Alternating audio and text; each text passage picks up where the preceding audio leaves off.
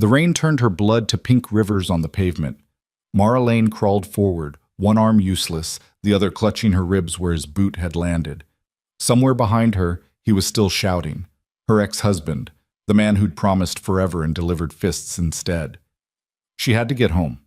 Ellie was waiting. Just 3 more blocks. But her vision blurred, her knees buckled, and the city swallowed her whole. Then headlights cut through the storm, and a voice, calm, absolute, said the words that would change everything. You're safe now. If you want to see how Mara survives this brutal night and builds a new life from the ashes, stay until the end. Hit that like button and comment what city you're watching from. I want to see how far this story travels. Oh. The rain came down like judgment, turning the Brooklyn streets into rivers of filth and forgotten things. Mara Lane stumbled through it all, one hand pressed against her side where the pain bloomed hot and sharp, the other reaching for anything that might hold her up. A lamppost, a mailbox, the brick wall of a shuttered bodega. Her vision swam. The world tilted sideways and she went with it, her shoulders slamming into wet concrete.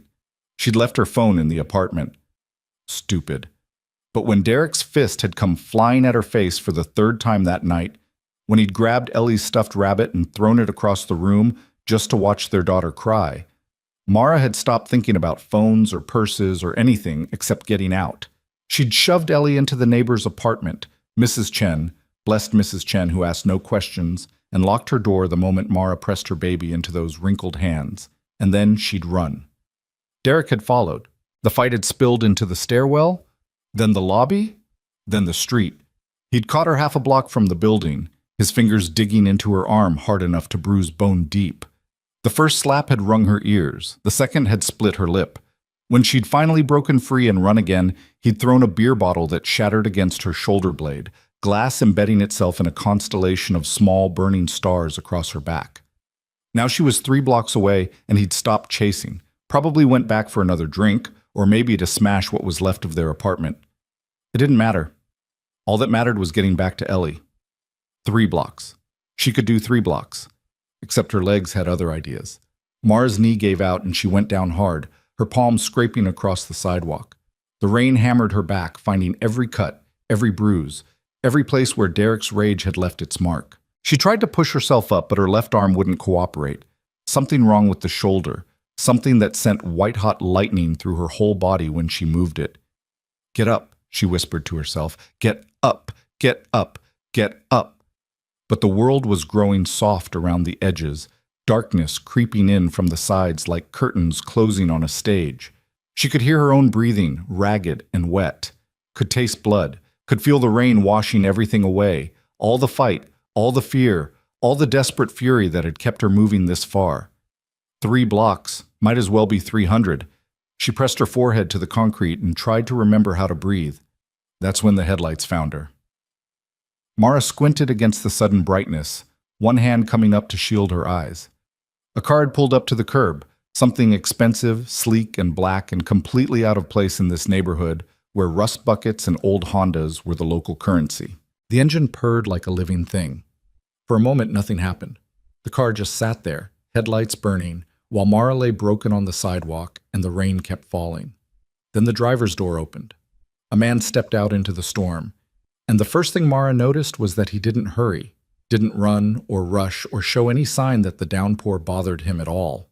He moved with the kind of easy confidence that suggested the weather wouldn't dare touch him without permission. He wore a dark suit that probably cost more than Mara made in 6 months, and somehow it stayed crisp despite the rain. His shoes, leather, polished to a mirror shine, barely seemed to touch the wet pavement. He approached slowly, hands visible, palms open, non-threatening. But there was something about the way he carried himself that suggested threat was always an option, just not one he needed right now. Easy, he said, his voice cutting through the storm with surprising clarity. Don't try to move. Mara tried anyway, some animal part of her brain screaming that strange men and dark cars meant danger, meant more pain, meant things worse than Derek's fists. She managed to get one knee under her before her body staged a full rebellion, and she collapsed again with a gasp that tasted like copper. The man crouched down beside her, close enough that she could see his face now, sharp cheekbones, dark eyes that missed nothing, a jaw that looked like it had been carved from marble. He couldn't have been much older than 35, but something in those eyes suggested he'd lived several lifetimes already.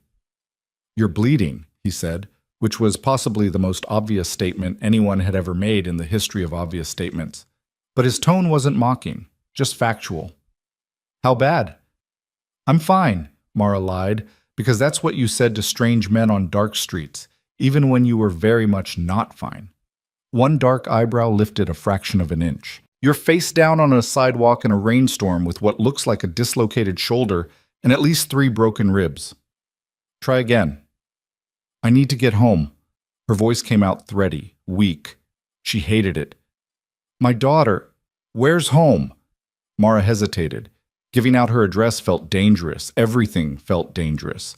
But Ellie was waiting, and Mrs. Chen was 83 and probably terrified, and Mara needed to get back, needed to hold her baby and prove that they were both still alive. "Marlowe Street," she whispered, "building with the blue door." Recognition flickered across the man's face. "That's 3 blocks north. You're not walking 3 blocks. Before she could protest, he'd pulled out his phone and pressed a single button. Someone answered immediately. "Marco, Marlowe Street, building with the blue door. There's a child there with an elderly neighbor. Get them somewhere safe." "No, I don't care what you have to tell the neighbor. Keep the child calm and wait for further instructions." He hung up and turned back to Mara, who was staring at him with a mixture of confusion and rising panic. "What did you do?" she demanded, trying again to stand. "You can't just... Who do you think—" "I think you're in no condition to take care of anyone, including yourself," he said calmly. "And I think your daughter is better off with my people than alone with a terrified old woman while you bleed out on a street corner. Now, we can do this easy or we can do this hard, but either way, you're getting in that car and we're getting you to a doctor." "I don't know you." Mara's voice cracked on the last word. Something softened in those dark eyes. Not much, but enough. "No," he agreed. "You don't. My name is Luca Moretti, and right now I'm the only help you've got." The name meant nothing to her. Should it have meant something? The way he said it suggested it should, like he was announcing himself as someone important, someone who mattered. But Mara's world had shrunk to the size of a 1-bedroom apartment in a shitty building with a broken elevator. And in that world, names like Luca Moretti didn't appear. "I can't afford a doctor," she said, which was true. She couldn't afford much of anything these days. "Did I ask you to pay?" "Nothing's free." Now he smiled, but it wasn't a happy expression. "No," he agreed. "Nothing is. But sometimes the price isn't what you expect. Come on, you're going into shock." He was right. She could feel it happening, the world growing distant, her thoughts scattering like birds. The pain had gone from sharp to dull, which probably wasn't a good sign. When he reached for her, she didn't have the strength to pull away. Luca lifted her like she weighed nothing at all, one arm beneath her knees, the other supporting her back. Mara bit back a scream as the movement jostled her injured shoulder, but he adjusted his grip almost immediately, finding a position that hurt less. "Sorry," he murmured, carrying her to the car. The passenger door opened as they approached, someone inside reaching across to push it wide. And then Mara was being settled into leather seats that probably cost more than her entire apartment. The interior smelled like expensive cologne and new car and something else, something darker. Gunpowder, maybe. Or violence waiting to happen. Luca slid into the driver's seat and the car pulled away from the curb so smoothly it barely felt like movement at all. The storm continued its assault on the windows, but inside the car it was warm and dry and utterly surreal. "Where are you taking me?" Mara asked, fighting to keep her eyes open. "Friend of mine runs a private clinic. Discreet. They'll fix you up, no questions asked, no paperwork filed." "Why?" He glanced at her, those dark eyes unreadable. "Why what?" "Why are you helping me?" For a long moment he didn't answer. The car turned left, then right, navigating streets Mara didn't recognize. Finally, "Because you needed help. That usually enough?" "Not in my experience." Something that might have been approval flickered across his face. "Smart. You're right to be suspicious. Most people who offer help want something in return." He paused. "I'm not most people." "Then what are you?" Complicated, he said, and left it at that. The clinic turned out to be a brownstone in a neighborhood that screamed money. Tree-lined streets, fancy cars, buildings that looked like they'd been standing since New York was New Amsterdam. Luca parked in a private garage and came around to help Mara out of the car. She tried to walk on her own and made it exactly 3 steps before her legs decided they were done cooperating. He caught her before she hit the ground. Stubborn, he observed. Scared, she corrected. Of me. Of everything. He studied her for a moment, and something shifted in his expression, something that looked almost like understanding. Fair enough, he said quietly. Come on, let's get you patched up. The clinic's entrance was through an unmarked door at the back of the building. Inside, it looked more like an upscale hotel than a medical facility. Marble floors, soft lighting, art on the walls that probably cost more than Mara had made in her entire life. A woman in expensive scrubs appeared immediately, her expression professionally neutral as she took in Mara's condition. Exam room 2, she said to Luca, not bothering with questions. Dr. Williams is ready. Thank you, Teresa. Exam room 2 was all gleaming chrome and sterile surfaces, but somehow still managed to feel less cold than any hospital Mara had ever been in. The doctor was a middle-aged black woman with gentle hands and a no-nonsense attitude that Mara appreciated immediately. What happened? She asked, already cutting away Mara's ruined shirt. Mara's eyes went to Luca, who stood by the door with his arms crossed, watching. It's okay, he said. Dr. Williams is with me. Anything you say stays in this room. My ex-husband, Mara said finally, the words tasting like ash. He has a temper. Dr. Williams's jaw tightened fractionally, but her hands stayed steady. First time? No. Going to be the last?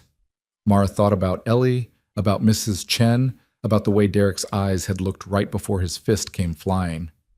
Yes, she said, and meant it. Good. The doctor began her examination, professional and thorough. Mara tried not to flinch when she touched the worst of the bruises. Dislocated shoulder, 3 cracked ribs, multiple contusions, lacerations requiring stitches. You're lucky. Could have been worse. Doesn't feel lucky, Mara muttered. Lucky you're alive, the doctor clarified. Lucky someone found you. This shoulder needed to be reset immediately, or you'd be looking at surgery and months of physical therapy. She glanced at Luca. Out. I'll be right outside, he said to Mara, and left without argument. The door clicked shut, and Dr. Williams began the painful process of resetting Mara's shoulder.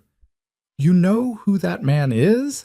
She asked conversationally, like she wasn't currently causing Mara the worst pain of her life. Said his name was Luca Moretti, Mara gasped out between clenched teeth. That mean anything to you? Should it? The doctor paused, studying Mara's face. Maybe you're better off not knowing. Then again, maybe you deserve to know what kind of life you're stepping into. She resumed her work. Luca Moretti runs half of Brooklyn. The other half belongs to people who wish they were him. He's what you might call an alternative entrepreneur. Well, even through the pain, Mara understood. He's a criminal. He's complicated, Dr. Williams echoed Luca's earlier words. Known him 15 years. Seen him do terrible things. Also seen him do impossibly good things. The world isn't as simple as we'd like it to be. She stepped back. Shoulders done. Going to hurt like hell for a few weeks, but you'll heal. Now let's deal with these ribs. An hour later, Mara sat on the exam table wearing scrubs that Teresa had provided, her old clothes having been disposed of as unsalvageable. Her shoulder was immobilized in a sling, her ribs tightly wrapped, the various cuts and scrapes cleaned and bandaged. Dr. Williams had given her something for the pain that made the world feel soft and slightly unreal. Luca knocked once and entered, his eyes swept over her, cataloging the damage. Better? Different, Mara said. Your man, the one you sent to get Ellie. Is she? She's fine. Marco took her to one of my properties. Safe, comfortable. The neighbor's with her. We told her there was a gas leak in your building and everyone needed to evacuate. She bought it. Relief flooded through Mara so intensely it brought tears to her eyes. I need to see her. You will. But first we need to talk. About what? About what happens next. Luca pulled up a chair and sat down, his movements deliberate. Your ex-husband, Derek Lane. He's going to come looking for you. How do you know his name? I know a lot of things. He pulled out his phone, swiped a few times, turned it to show her. Derek Lane, age 37. 3 prior arrests for assault, 2 convictions, served 8 months total. Currently on probation. Works sporadically as a mechanic, drinks heavily, gambles more than he can afford to lose. Ring any bells? Mara stared at the screen. It was Derek's mugshot from his last arrest. That dead-eyed stare she knew too well. How did you get this so fast? I have resources. He pocketed the phone. The question is, what do you want to do about him? What do you mean? I mean, Luca said carefully, that you have options. You could go to the police, file a report, get a restraining order, though I notice you didn't do any of that tonight. Restraining orders are just paper, Mara said bitterly. They don't stop fists. No, he agreed. They don't. So what has stopped them? The question hung in the air between them. Mara knew what he was really asking, knew that this man, this complicated criminal with his expensive suits and his private clinic, was offering her something that no court ever could. I just want him gone, she whispered. I want him so far away from me and Ellie that he never finds us again. That can be arranged? How? Luca leaned forward, elbows on his knees, eyes locked on hers. There are ways to make sure someone understands that pursuing a particular course of action would be extremely unwise. Ways that don't involve violence, but do involve absolute clarity about consequences. You do that? For a stranger? Yes. Why? His jaw tightened. Let's just say I have personal reasons for not liking men who beat women and leave it at that. There was history in those words, pain buried deep. Mara recognized it because she carried her own. What's the price? She asked, because nothing was free. He'd said so himself. No price. Not the way you're thinking. Luca stood, straightening his jacket. I'm going to take you to see your daughter. You're going to stay somewhere safe while you heal, and when you're ready, we'll figure out the next step. That's it. And Derek? I'll handle Derek. How? Do you really want the details? Mara thought about Ellie's face when Derek threw her rabbit. Thought about the bruises she'd covered with makeup for 3 years, the lies she'd told, the fear she'd swallowed down like poison. Thought about tonight, about crawling through rain and blood while he laughed somewhere behind her. No, she said. I don't. Then trust me when I say it'll be handled. Clean, permanent, legal. Legal? A ghost of a smile. I have lawyers for days. Derek Lane violated his probation the moment he laid hands on you tonight. Getting him sent back to prison isn't hard. Keeping him there long enough for you to disappear? That takes resources. Which I have. It sounded too easy, too good. But Mara was tired of fighting alone, tired of being scared, tired of pretending she had any control over a life that had spiraled into chaos years ago. Okay, she said quietly. Okay? Help me, please. Something passed across Luca's face. Satisfaction, maybe, or relief. He offered her his hand. Come on, let's get you to your daughter. The car ride took them to Manhattan, to a building so expensive it had an actual doorman in a uniform. Mara felt acutely aware of her borrowed scrubs and bandaged appearance as Luca guided her through a lobby that looked like a museum. They took an elevator to the 20th floor, and when the doors opened, it was directly into a penthouse apartment. Ellie's voice hit her before Mara had even stepped out of the elevator. Mommy! Her daughter came running, all wild dark curls and gap-toothed smile, and Mara dropped to her knees despite the screaming protest from her ribs. She caught Ellie with her good arm and held on tight, breathing in the scent of her daughter's shampoo and feeling, for the first time all night, like maybe things might actually be okay. Baby, she whispered into Ellie's hair. I'm here. I'm here. Mrs. Chen said there was a gas leak, Ellie said, her words muffled against Mara's shoulder. She said we had to leave fast. Where were you? I was scared. I'm sorry, baby. I'm so sorry.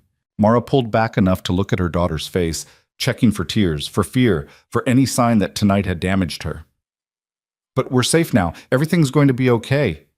You're hurt. Ellie's small fingers touched the edge of the bandage visible above Mara's sling. Did Daddy do this? The question landed like a punch. Mara had tried so hard to shield Ellie from the worst of Derek's violence, but 5-year-olds weren't stupid.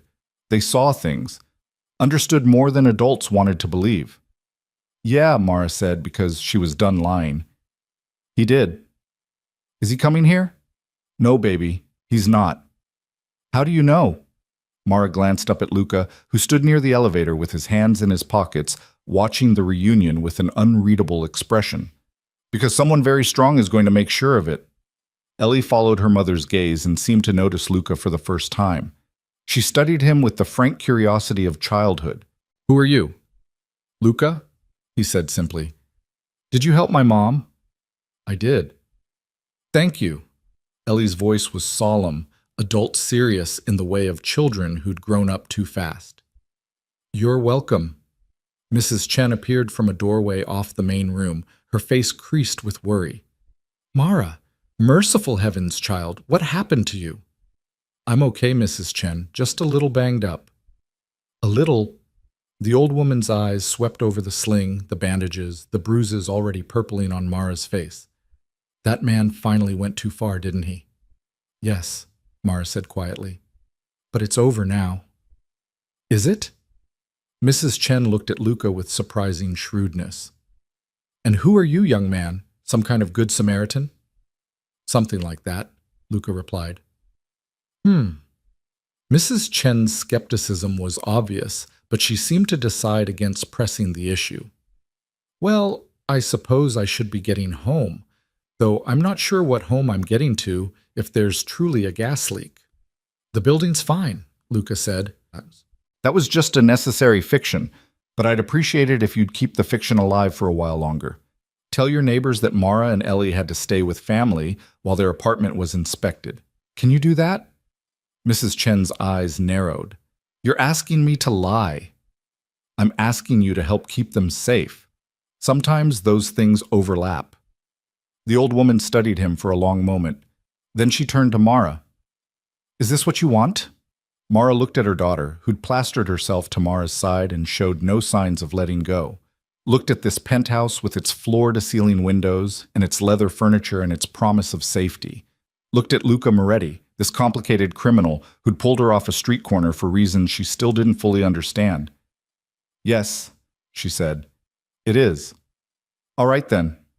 Mrs. Chen gathered her things, a worn purse, a cardigan, the book she'd apparently been reading to Ellie. You call me if you need anything, child? Anything at all. I don't care what time it is. I will. Thank you, Mrs. Chen, for everything. After the old woman left, Luca showed them through the apartment. 4 bedrooms, 3 bathrooms, a kitchen that looked like it belonged in a magazine. The master bedroom had been prepared for Mara. Fresh sheets, towels laid out, even pajamas in her size sitting folded on the bed. How did you know what size I wore? She asked. I'm good at estimating, Luca said. Ellie's room is next door. Marco brought some of her things from your apartment. Clothes, toys, whatever he thought she'd want. If anything's missing, let me know.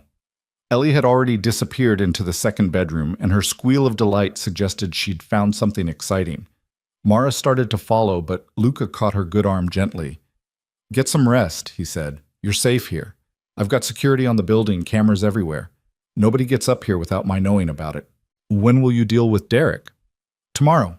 Maybe the day after. Depends on some logistics. And then? And then you and Ellie can decide what comes next. You want to go back to your old life? I'll make sure Derek stays out of it. You want to start fresh somewhere else?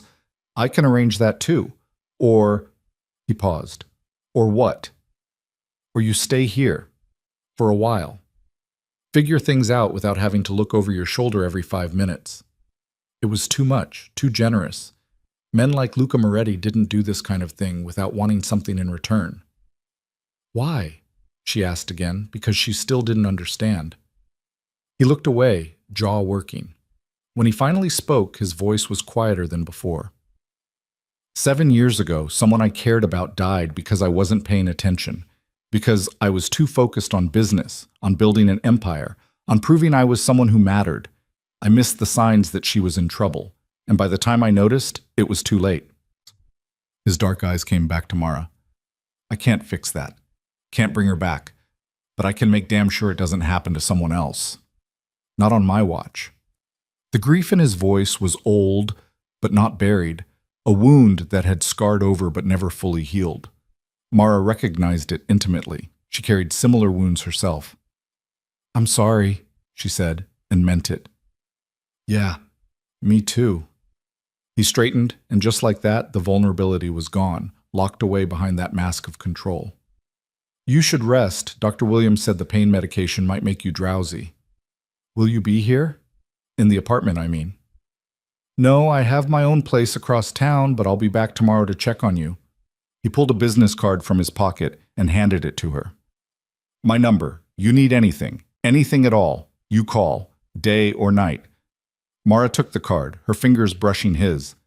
Thank you, she said, the words feeling inadequate for everything he'd done. Don't thank me yet, Luca said. We haven't gotten to the hard part.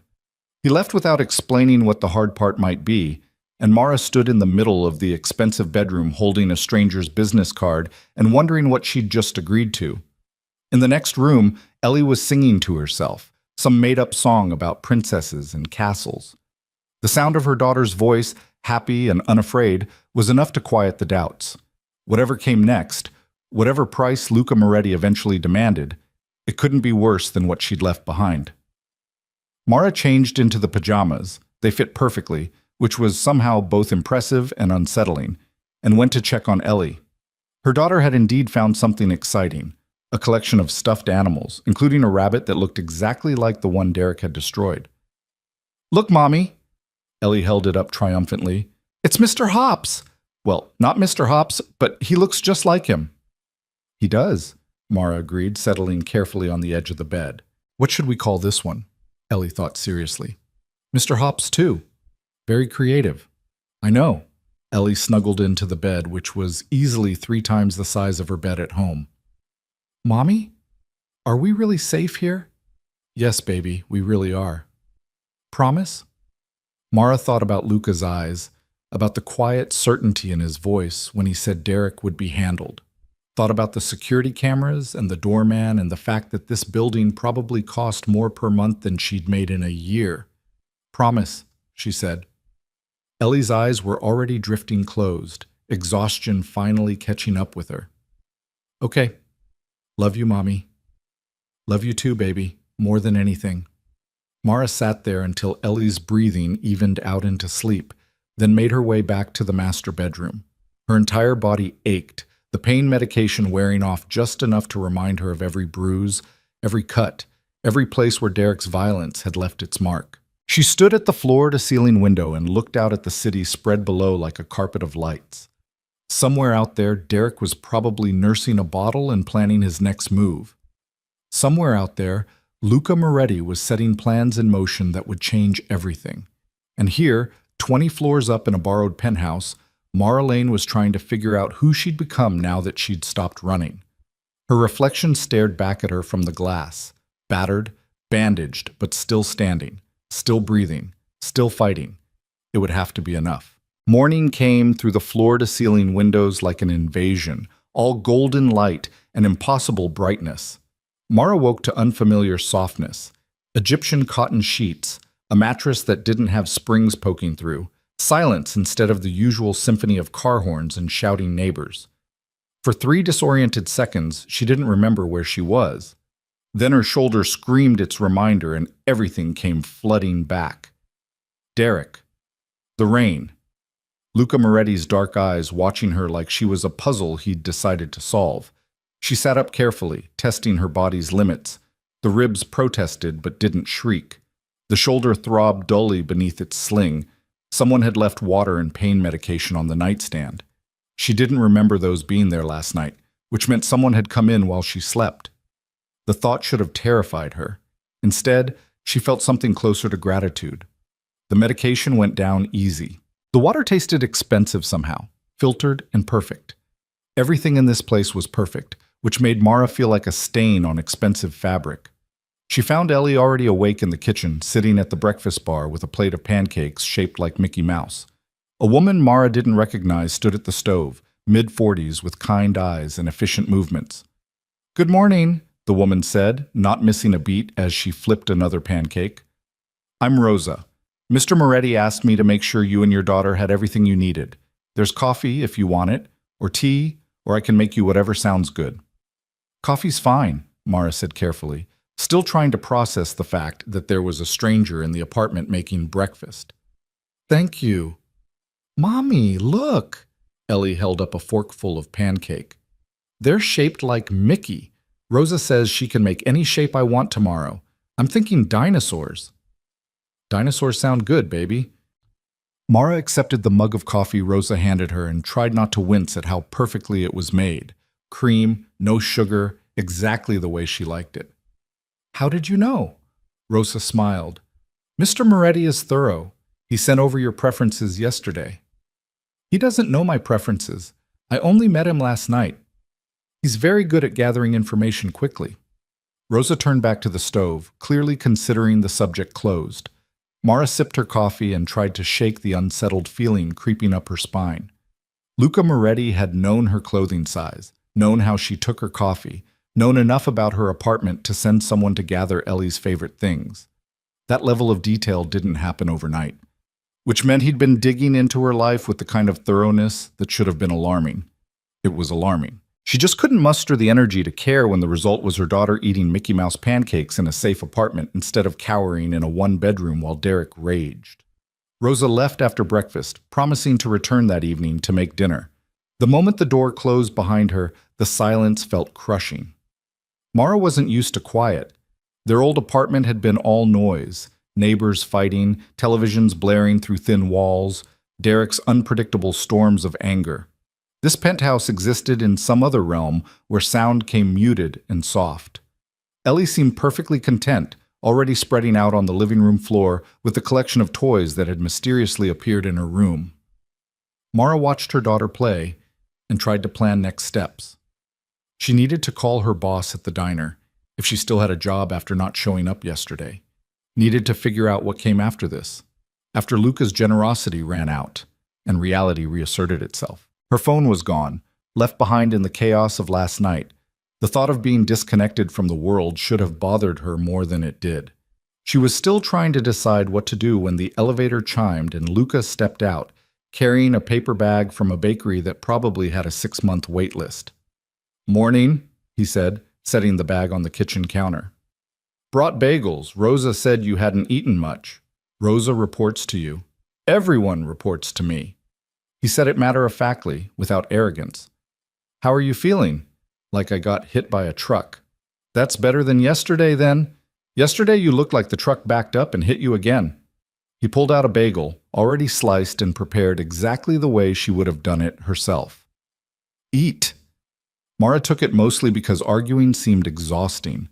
The bagel was perfect. Of course it was perfect. Everything in Luca Moretti's orbit seemed to exist in a state of expensive perfection. "I need my phone," she said between bites. "And I need to call my work. Let them know I'm not coming in." "You don't work at the diner anymore." The bagel turned to ash in her mouth. "Excuse me?" "I had someone call yesterday. Told them you had a family emergency and wouldn't be returning. They sent your last paycheck and personal items."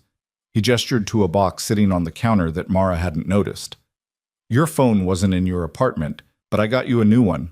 Same number." He held out an iPhone that probably cost more than her rent. Mara stared at it like it might bite. "You can't just quit my job for me." "I can, and I did." No apology in his voice, just statement of fact. "That diner paid you $8 an hour plus tips that barely covered childcare. You were working yourself into an early grave for scraps. Those scraps fed my daughter. And now she's fed without you having to serve coffee to assholes who don't tip." He set the phone on the counter between them. "Take it. It's already set up. Your contacts, photos, everything transferred over." Mara's hands clenched into fists. "You had no right." "Probably not, but I did it anyway." "Why?" The word came out sharp, all her confusion and fear and anger distilled into a single syllable. "Why do you care what job I have or don't have? Why any of this?" Luca leaned against the counter, arms crossed, studying her with those dark eyes that seemed to see straight through to bone. You want the truth? That'd be refreshing. The truth is, I don't know entirely. Something about finding you on that sidewalk. He stopped, jaw working. It reminded me of things I'd rather forget. And I have the resources to help, so I am. That's simple. Nothing's that simple. No, he agreed. It's not. But it's as simple as I can make it right now. He pushed off the counter. Derek's being picked up this afternoon. Parole violation. Assault charges. He'll be processed and held without bail.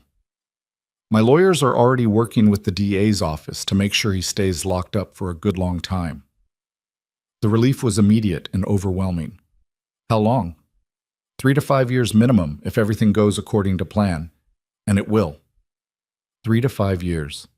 Ellie would be 8 or 9 before Derek could even think about coming after them. Old enough to understand, maybe. Old enough to remember why they'd left. What happens after that? Mara asked. After he gets out? By then, you'll be long gone. New city, new name if you want it, new life. He'll never find you. It sounded like witness protection, like something from a movie. You can really do that? I can do a lot of things, Mara. Most of them would horrify you. But yes, I can definitely relocate 2 people and make sure they stay disappeared. She believed him. That was the terrifying part. She absolutely believed this man could erase her old life and build her a new one from scratch. In the meantime, Luca continued, you're staying here. Rosa will come by twice a day, morning and evening. There's security on the building 24/7. My number's programmed into that phone. Anything happens, anything feels wrong, you call. How long is in the meantime? As long as it takes. He started toward the elevator, then paused.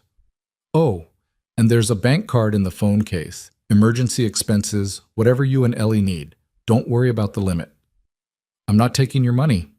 He turned back, one eyebrow raised. How do you plan to buy food? Clothes? Anything? I'll figure it out. Stubborn, but he said it like a compliment. Fine. Consider it a loan. When you get back on your feet, you can pay me back if it makes you feel better. But in the meantime, your daughter needs things, and you need to heal. So take the damn card and stop making this harder than it needs to be. The elevator arrived, and he stepped inside, one hand holding the door. I'll check in tomorrow. Call if you need anything before then. Then he was gone, and Mara was left standing in the expensive kitchen, holding an expensive phone with a bank card that probably had more money on it than she'd see in a lifetime. Ellie wandered in from the living room, Mr. Hops too tucked under one arm. Was that Luca? Yeah, baby. I like him. He has a nice voice. Mara thought about Luca's voice, the way it cut through chaos with absolute certainty. Yeah, she said quietly. He does. The next 3 days established a rhythm that felt both surreal and dangerously comfortable. Rosa arrived at 8 every morning with breakfast and left after cleaning up, returning at 6 for dinner. A doctor came by on day 2 to check Mara's injuries. Not Dr. Williams, but someone equally professional and discreet. He adjusted her medications, gave her exercises for the shoulder, and told her she was healing faster than expected. Luca appeared once a day, always bringing something. Groceries Rosa had requested, a tablet loaded with kids' movies for Ellie, a laptop for Mara in case she wanted to look for jobs online. He never stayed long, just checked in to make sure they had what they needed and gave updates on Derek's situation. The arrest had gone smoothly. Derek was being held in Rikers. The DA was being very cooperative about keeping him there. Everything was going according to plan. Mara should have been relieved. Instead, she felt like she was living in a bubble that would eventually pop, depositing her right back into chaos. On day 4, the bubble developed its first crack. Mara was doing the shoulder exercises the doctor had prescribed when her new phone rang, a number she didn't recognize. She almost didn't answer, but something made her pick up. Marlene. Who's asking? Detective Sarah Chen, NYPD. I'm investigating an assault complaint filed by Derek Lane. He claims you attacked him 4 nights ago and that you've kidnapped his daughter. I'd like to ask you some questions. The world tilted sideways. Mara grabbed the counter for support, her healing shoulder screaming in protest. That's not what happened. I'm sure it's not, but I still need to hear your side. Can you come down to the precinct? I'm injured. I can barely walk. A pause. Mr. Lane has visible injuries as well. Claims you hit him with a baseball bat. The sheer audacity of the lie stole Mara's breath. He's lying. He beat me. I have medical records, witnesses. Then this should be easy to clear up. How about I come to you? Where are you staying? Every instinct Mara had screamed not to give out the address. I need to call someone first. That's fine, but Ms. Lane, if you don't cooperate, I'll have to assume Mr. Lane's story has merit. That's not a road you want to go down. The detective hung up. Mara stood frozen in the kitchen, phone clutched in her hand, panic rising like floodwater. She called Luca. He answered on the first ring. What's wrong? The words spilled out in a rush. The detective, Derek's lies, the threat of charges. Luca listened without interrupting, and when she finished, his voice was perfectly calm. Don't talk to anyone. Don't answer the door. I'm sending someone over right now. His name is Marcus Webb. He's a lawyer. Do exactly what he tells you. Luca, Derek said I kidnapped Ellie. Derek's a convicted felon on parole who violated the terms of his release by committing assault. His credibility is non-existent. My lawyers will handle this. Your lawyers can't just make the police go away. Mara. His voice cut through her spiral. Trust me, this is what I do. Marcus Webb arrived 20 minutes later, a silver-haired man in an impeccable suit who radiated the kind of confidence that cost $1,000 an hour. He settled in the living room with a leather portfolio and gave Mara a smile that probably put juries at ease. All right, he said, tell me everything. Mara did. Every detail from the past 4 days, going back to the night Derek had nearly killed her. Marcus took notes, asked clarifying questions, and showed no visible reaction to even the worst parts of her story. When she finished, he closed his portfolio. Here's what's going to happen. I'm going to call Detective Chen and explain that you're represented by counsel and that all questions should go through me. I'll provide her with your medical records from the night of the assault, along with statements from Dr. Williams and the EMTs who treated you. I'll also provide Derek Lane's criminal history and parole violation documentation. Will that be enough? More than enough. Chen's trying to shake the tree, see what falls out. It's standard procedure when there are competing narratives, but your narrative has evidence. Derek's has nothing but lies and a history of violence. Marcus stood, smoothing his already smooth jacket. Don't worry, Ms. Lane. This will be resolved by end of day. He was right. By 6 that evening, Detective Chen had closed her investigation with a note that no charges would be filed against Mara Lane. Derek's complaint had been deemed without merit. Luca called an hour later. You okay? Yeah, your lawyer is terrifying. Marcus is the best, and expensive, which means he's worth every penny. A pause. This is going to happen again, you know. What do you mean? Derek's going to keep trying. He'll file complaints, make accusations, try to use the system against you. It's what abusers do when they lose control. Mara sank onto the couch, exhaustion settling into her bones. So what do I do? You let me handle it. Every time he makes a move, we shut it down. Eventually he'll realize it's not working and he'll give up. You don't know Derek. He doesn't give up. Neither do I. Steel beneath the words. I promise you, Mara, he's not getting near you or Ellie again. After they hung up, Mara sat in the growing darkness and tried to figure out how her life had become something where she needed a criminal's protection from her ex-husband.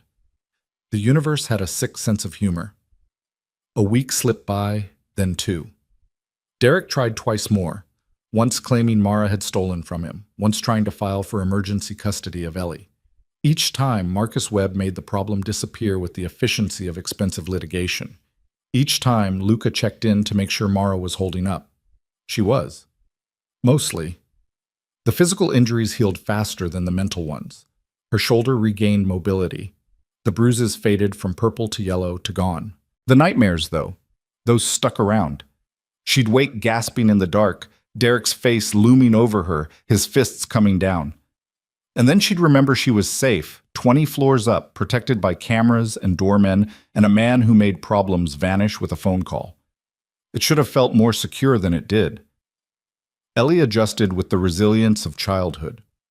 She stopped asking when they were going home, started calling the penthouse our place, made friends with Rosa and charmed the doorman, and seemed to forget that 3 weeks ago her whole world had been falling apart. Mara envied her daughter's ability to move forward without looking back. On day 17, Luca arrived with groceries and found Mara pacing the living room like a caged animal. "What's wrong?" he asked, setting the bags on the counter. "Nothing. Everything. I don't know." She ran her good hand through her hair, frustrated. "I can't stay here forever." "Nobody said forever." "Then when? When does this end?" He studied her for a long moment. "When you're ready for it to end. When you've figured out what comes next." "What if I don't know what comes next?" "Then you take time to figure it out." He started unpacking groceries, his movements efficient. "There's no clock on this, Mara. No deadline." "There's always a deadline. This is your apartment, your money, your protection. Eventually you're going to want something in return." His hand stilled. "What do you think I want?" The question hung between them, loaded with implications Mara didn't want to examine. "I don't know. That's what scares me." Luca turned to face her fully, leaning against the counter. "You want to know what I want? Honestly? Please. I want to know that when I drive past that sidewalk where I found you, I don't have to wonder if you're okay. I want to know that your daughter gets to grow up without fear. I want to look in the mirror and not see the man who was too busy building an empire to notice someone he cared about was dying." His voice roughened. "I want to do one good thing that doesn't come with blood on it. That's what I want." The raw honesty in his words hit harder than any lie could have. Mara felt something shift in her chest, some wall she'd built crumbling just a little. "I'm not her," she said quietly. "The woman you lost. I can't fix whatever happened there." "I know. I'm not asking you to." He straightened. "Look, I get that this whole situation is weird. You're living in my apartment, eating food I pay for, protected by people on my payroll. It's not normal. But normal wasn't working for you, was it?" "No," she admitted. "It wasn't. So let me offer you something different. Stay here while you heal. And I don't just mean physically. Take time to figure out who you are when you're not just surviving. And when you're ready, we'll talk about what comes next. Your choice. Your terms. But no pressure, no demands, no price, except that you give yourself permission to breathe for 5 minutes." Mara wanted to argue, to insist she couldn't accept that kind of generosity. But the truth was, she was tired. Tired of fighting, tired of being afraid, tired of making every decision from a place of desperation. "Okay," she said softly. "Okay? I'll stay. For now. While I figure things out." Something like relief crossed his face. "Good. That's good." They finished unpacking groceries in companionable silence, and for the first time since Derek's fist had connected with her face, Mara felt something that might have been peace. It lasted exactly 3 days. On day 20, Mara's new phone rang with another unfamiliar number. This time when she answered, the voice on the other end was male, rough, and unfamiliar. "Mara Lane? Who's this?" "Someone who knows where you're hiding. Nice building. Expensive neighborhood. Way above your pay grade." Ice flooded her veins. "How did you get this number?" "I get lots of numbers, addresses too. Want me to tell you what your daughter was wearing when she played in the courtyard this morning? Pink dress with flowers. Very cute." Mara's hand tightened on the phone. "If you touch her, relax. I'm not interested in the kid. I'm interested in having a conversation with Luca Moretti, and you're going to set it up." "I don't know what you're talking about." "Sure you don't. Look, we can do this easy, or we can do this hard. Easy is you tell Moretti that Vincent Calabrese wants to meet. Hard is I keep calling, keep watching, keep making you nervous until you crack. What's it going to be?" Mara's mind raced. "I'll give him the message." "Smart girl. Tell him I'll be in touch about when and where. And Mara, don't try to run. We're everywhere." The line went dead. Mara's hands shook as she called Luca. This time he didn't answer immediately. It went to voicemail. She left a message, trying to keep her voice steady, and then called again. And again. On the 4th try, he picked up. "Mara, I'm in a meeting. Someone knows where we are. He threatened Ellie, said his name was Vincent Calabrese, and he wants to meet with you." Silence. Then, "Where are you right now?" "The apartment." Lock all the doors. Don't open them for anyone except me. I'll be there in 10 minutes. He made it in 8. The elevator doors opened and Luca strode out with 2 men Mara had never seen before. One built like a tank, the other lean and watchful. Both had that same controlled violence simmering beneath professional exteriors. Tell me exactly what he said, Luca demanded. Mara repeated the conversation word for word, watching his expression darken with each detail. He mentioned the courtyard? He described what Ellie was wearing this morning. Luca turned to the tank. Marco, sweep the building, every entrance, every camera. Find out how they're getting eyes on us. To the lean one, Tony, check for bugs. Phones, computers, everything. Both men moved immediately, no questions asked. Luca turned back to Mara, and for the first time since she'd met him, she saw something that might have been worry. Vincent Calabrese runs the East Side territories. He's been pushing into my areas for months, trying to start a war. His jaw worked. He found out about you. About Ellie. And now he's using you as leverage. The words landed like blows. This is my fault. If I hadn't... Don't. Sharp. Absolute. This is Vincent being Vincent. He'd have found some angle eventually. You just happened to be convenient. Convenient, Mara repeated bitterly. That's one way to put it. I'm going to fix this. How? By giving Vincent what he wants, a meeting, and then making it very clear that you and Ellie are off limits. And if he doesn't care about your limits? Luca's smile was cold enough to frost windows. Then I'll explain it in language he understands. Tony returned from his sweep, holding what looked like a small electronic device. Found this in the living room, behind the picture frame, professional grade. Mara stared at the bug in horror. They were listening to everything? For probably a week, Tony confirmed. Maybe more. Which meant Vincent Calabrese knew about Derek, about the assault, about every conversation Mara and Luca had shared in this apartment.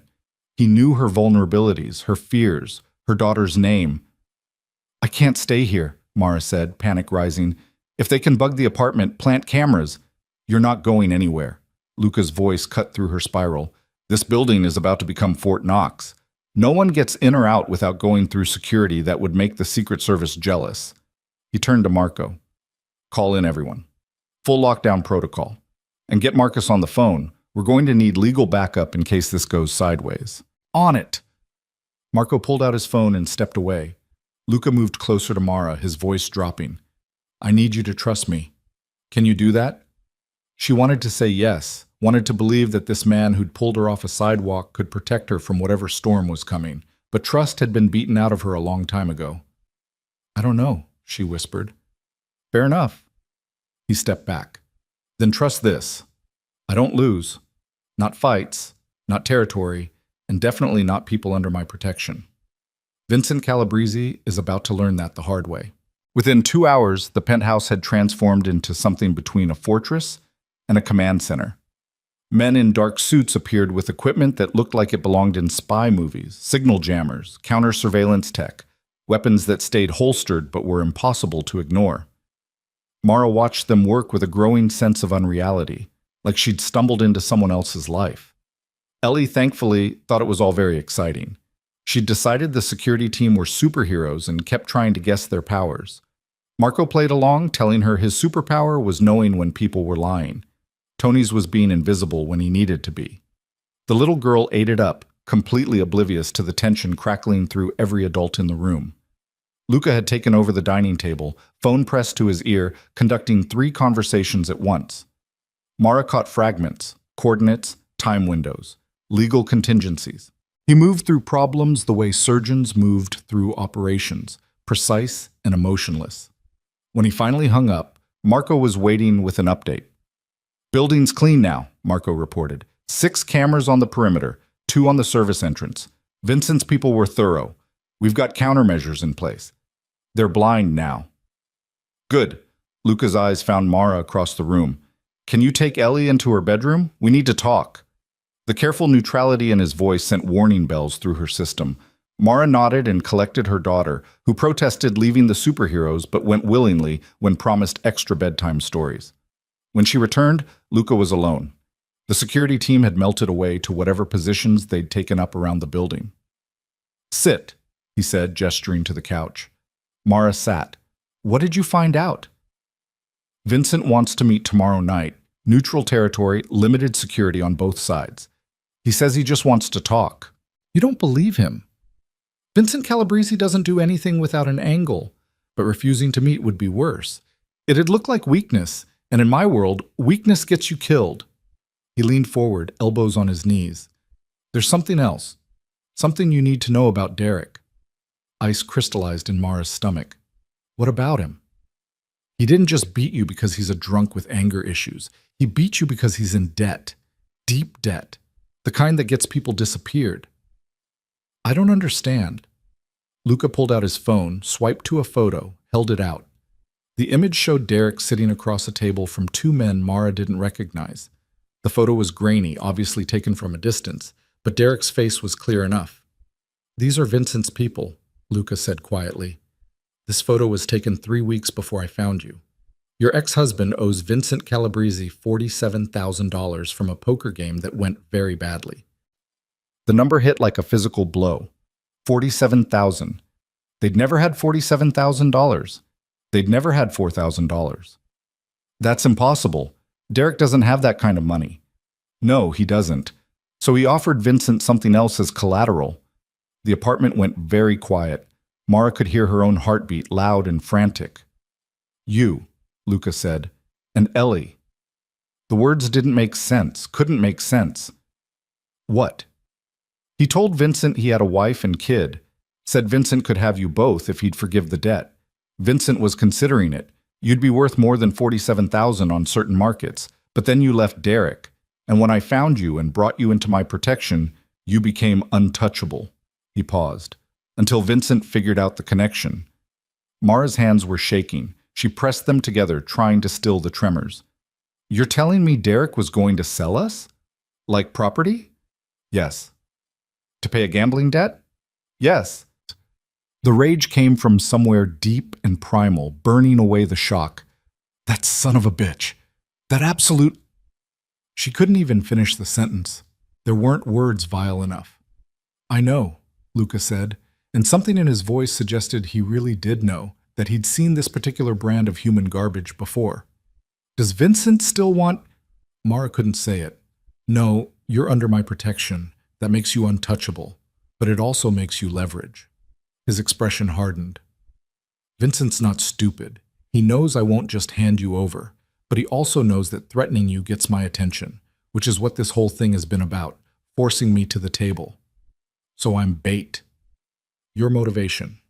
He stood, pacing to the window. Vincent's been pushing into my territories for months. Every week it's a new provocation, his people dealing on my corners, his crews shaking down my establishments. He wants a reaction, wants me to start a war so he can claim self-defense to the other families. And meeting with him, that's giving him what he wants. Meeting with him is calling his bluff. If he just wanted to talk territory, he'd have gone through the usual channels. But he involved you, which means this is personal. He's trying to prove I'm weak, that I let emotions dictate business decisions. Mara processed that. So what happens at this meeting? I negotiate, figure out what he really wants, and make it very clear that you and Ellie are completely off the table. And if he doesn't accept that? Luca turned from the window, and the look in his eyes was the coldest thing Mara had ever seen. Then we have a different kind of conversation. Sleep didn't come easily that night. Mara lay in the expensive bed, staring at the ceiling, her mind churning through everything she'd learned. Derek had tried to sell them, had looked at his wife and daughter and seen merchandise, commodities to trade away. The man she'd married, the man she'd loved once upon a time before the drinking and the anger consumed him, that man had been willing to hand them over to criminals like they were nothing. The betrayal cut deeper than his fists ever had. Somewhere around 3 a.m, she gave up on sleep and padded into the living room. She wasn't expecting to find Luca there, sitting in the dark with a glass of whiskey, staring out at the city lights. Can't sleep either? He asked without turning around. Keep thinking about Derek, about what he tried to do. That's normal. Betrayal takes time to process. Mara curled up in the chair across from him. How did you find out? About the debt? The arrangement with Vincent? I have people everywhere. Eyes, ears, informants. When Vincent started making noise about you, I had them dig deeper. The poker game came up, the debt, the offer Derek made. He took a sip of whiskey. I've been in this business 20 years. You'd think nothing would surprise me anymore. But the casual way some people discard the people who trust them, that still gets me. Is that what happened to her? The woman you lost? His hand tightened on the glass. For a long moment she thought he wouldn't answer. Then, her name was Elena, my sister. Mara's breath caught. Luca? She got involved with someone in a rival organization, thought it was love. Turned out he was using her to get information about my operations. When I found out, I told her to end it. She said I was being paranoid. His voice went flat, emotionless. 3 weeks later, her body turned up in the East River. He'd gotten what he needed and disposed of the evidence. I'm so sorry. I was building this empire, making myself untouchable, accumulating power and money and respect. And I missed the fact that my own sister was being played by a man who saw her as nothing but a tool. By the time I paid attention, it was too late. He drained the whiskey. So when I found you bleeding on that sidewalk, when I saw what Derek had done, I saw another chance. A chance to not be too late. The pieces clicked into place. That's why you've done all this. Not charity, penance. Maybe. Or maybe I just got tired of watching people get destroyed by the men who are supposed to protect them. He set down the glass. Does it matter why? I don't know. Probably not. They sat in the darkness for a while, two people carrying different griefs in the same direction. This meeting tomorrow, Mara said finally. You're walking into danger because of me. I'm walking into a negotiation because Vincent forced my hand. You're just the excuse he used. Still feels like my fault. It's not. But I understand why it feels that way. He stood. You should try to get some sleep. Tomorrow's going to be complicated. Mara watched him head toward the elevator, then called out, Luca? He paused, hand on the button. Thank you for telling me about Elena. She would have liked you, he said quietly. You've got the same fire she did, the same refusal to stay down. The elevator opened. Get some rest, Mara. After he left, Mara returned to bed, and this time sleep came. But her dreams were full of dark water and men's faces and Ellie's voice calling for her from somewhere she couldn't reach. The next day crawled by with excruciating slowness. Rosa arrived with breakfast but seemed subdued, the usual chatter replaced by tense efficiency. The security team stayed visible, a constant reminder that normalcy was suspended until further notice. Ellie sensed something was wrong and grew clingy, following Mara from room to room like a shadow. Luca appeared around noon, dressed in a suit that probably cost more than a used car. He looked every inch the powerful man he was. Dangerous, controlled, absolutely confident. But Mara had seen him in the small hours, vulnerable and grieving, and she couldn't unsee it now. Marco's going to stay here with you tonight, he said, checking his watch.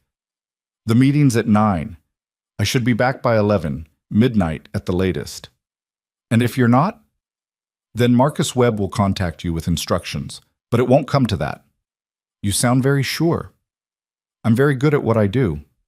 He started to leave, then turned back. Mara, if something does go wrong, if you don't hear from me by 1 in the morning, there's an envelope in the top drawer of the desk in the study. Everything you need is in there. Identification, bank accounts, instructions for disappearing. Take Ellie and go. Don't wait. Don't look back. Fear wrapped cold fingers around her heart. Luca, it's just insurance. Probably won't need it. But better to have the plan than not. I don't want your contingency plans. I want you to come back. Something shifted in his expression. Surprise, maybe, or something warmer. I will, he said. Promise. Then he was gone, and Mara was left with Marco and her daughter and a clock that seemed determined to move as slowly as possible. 9 o'clock came and went. So did 10. Mara tried to focus on a book but couldn't track the words. Tried to watch television, but everything felt frivolous. Marco sat near the elevator, face impassive, phone in hand, waiting. At 10:45, his phone buzzed. He read the message, his expression unchanging.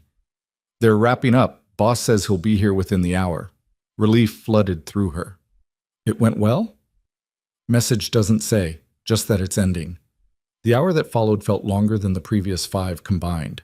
Mara paced, sat, stood, paced again. Marco watched her with the patience of someone who'd done this many times before. At 11:37, the elevator chimed. Luca stepped out, and Mara's relief lasted exactly as long as it took to see his face. He was furious, the kind of cold, controlled fury that was more frightening than shouting. Blood stained his knuckles, his jacket was missing.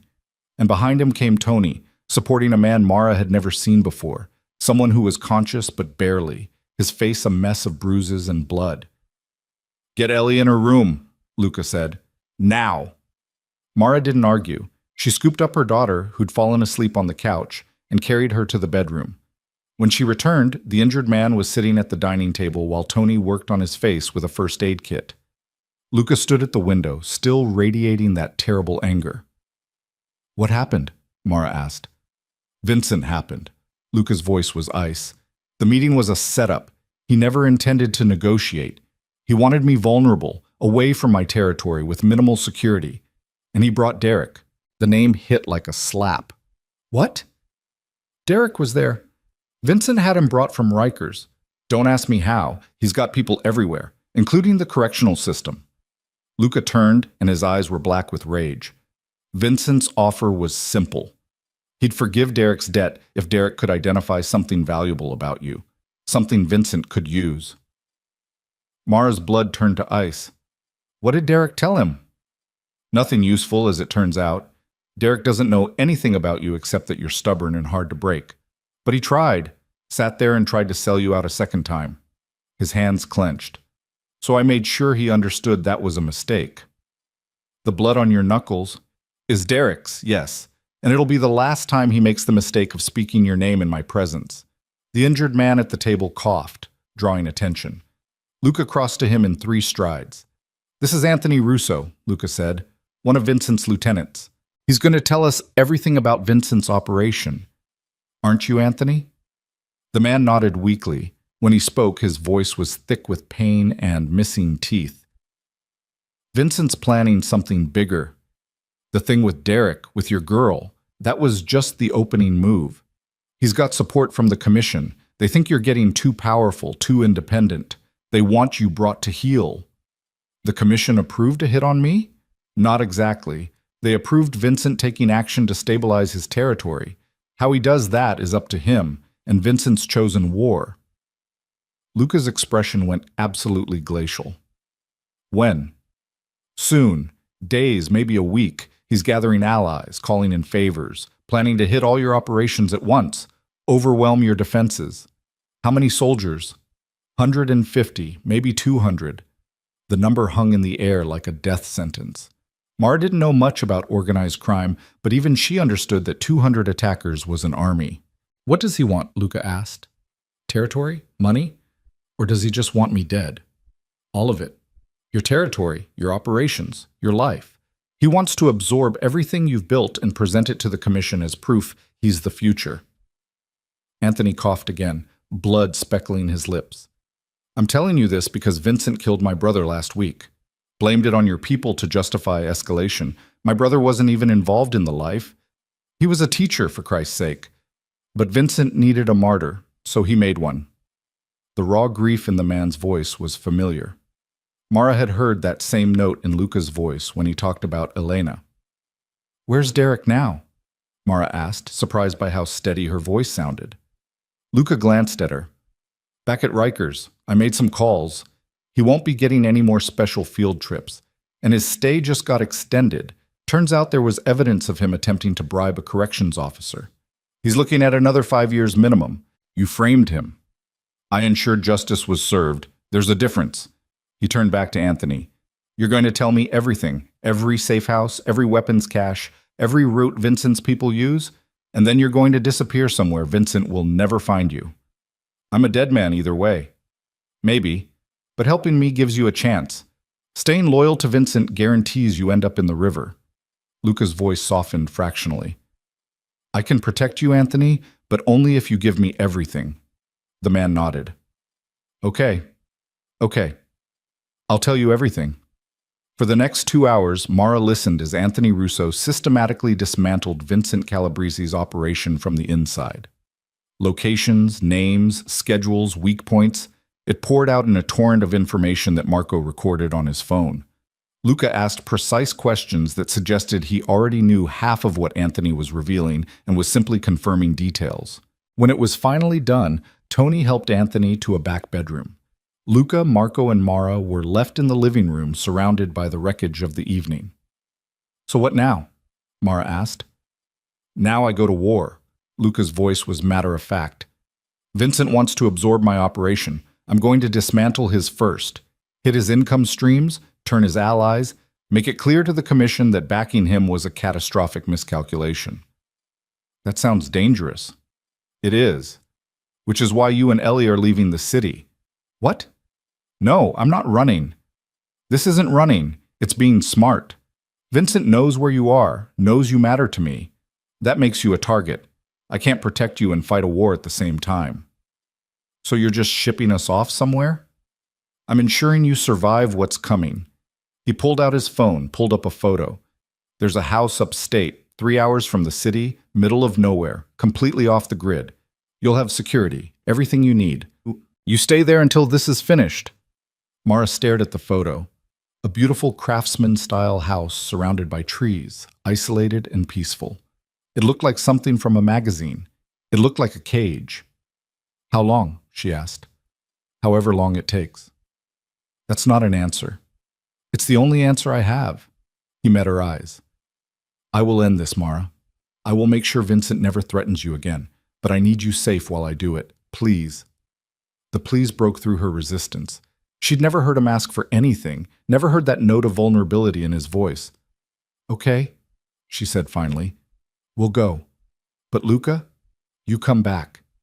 You don't get to save us and then die in some pointless gang war. Ellie's already lost one father figure. She doesn't need to lose another."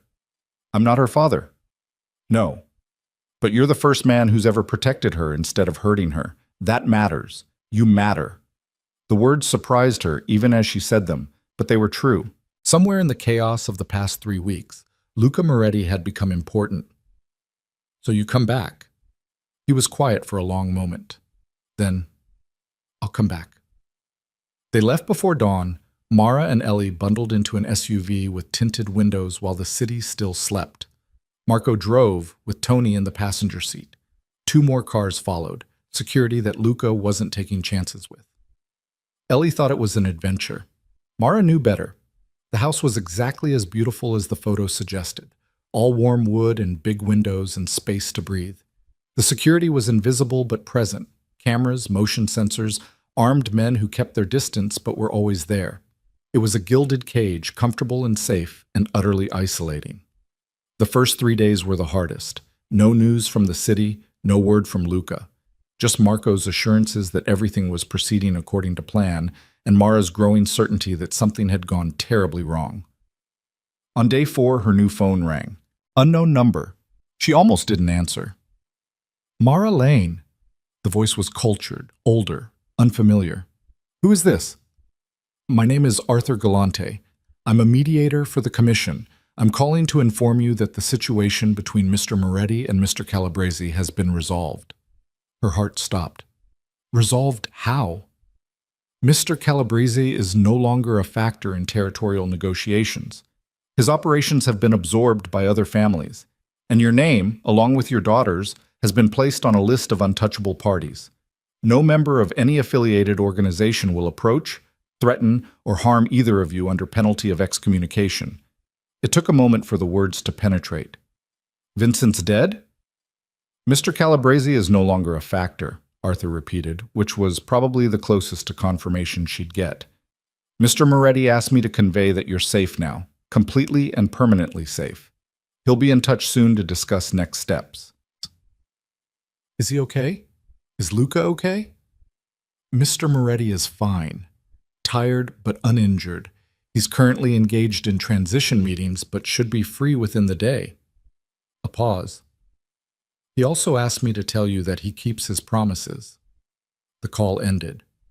Mara stood in the beautiful house holding her expensive phone. and let herself breathe for what felt like the first time in days. Luca had done it, had somehow dismantled Vincent's operation, survived whatever violence had been necessary, and ensured that she and Ellie would never be targets again. He'd kept his promise. That evening, Marco confirmed the news. Vincent Calabrese's body had been found in his office, apparent suicide. His lieutenants had scattered or been absorbed by other families. The threat was over. "When can we go back to the city?" Mara asked. "Whenever you want, but the boss suggested you might want to stay here a few more days. Let the dust settle completely."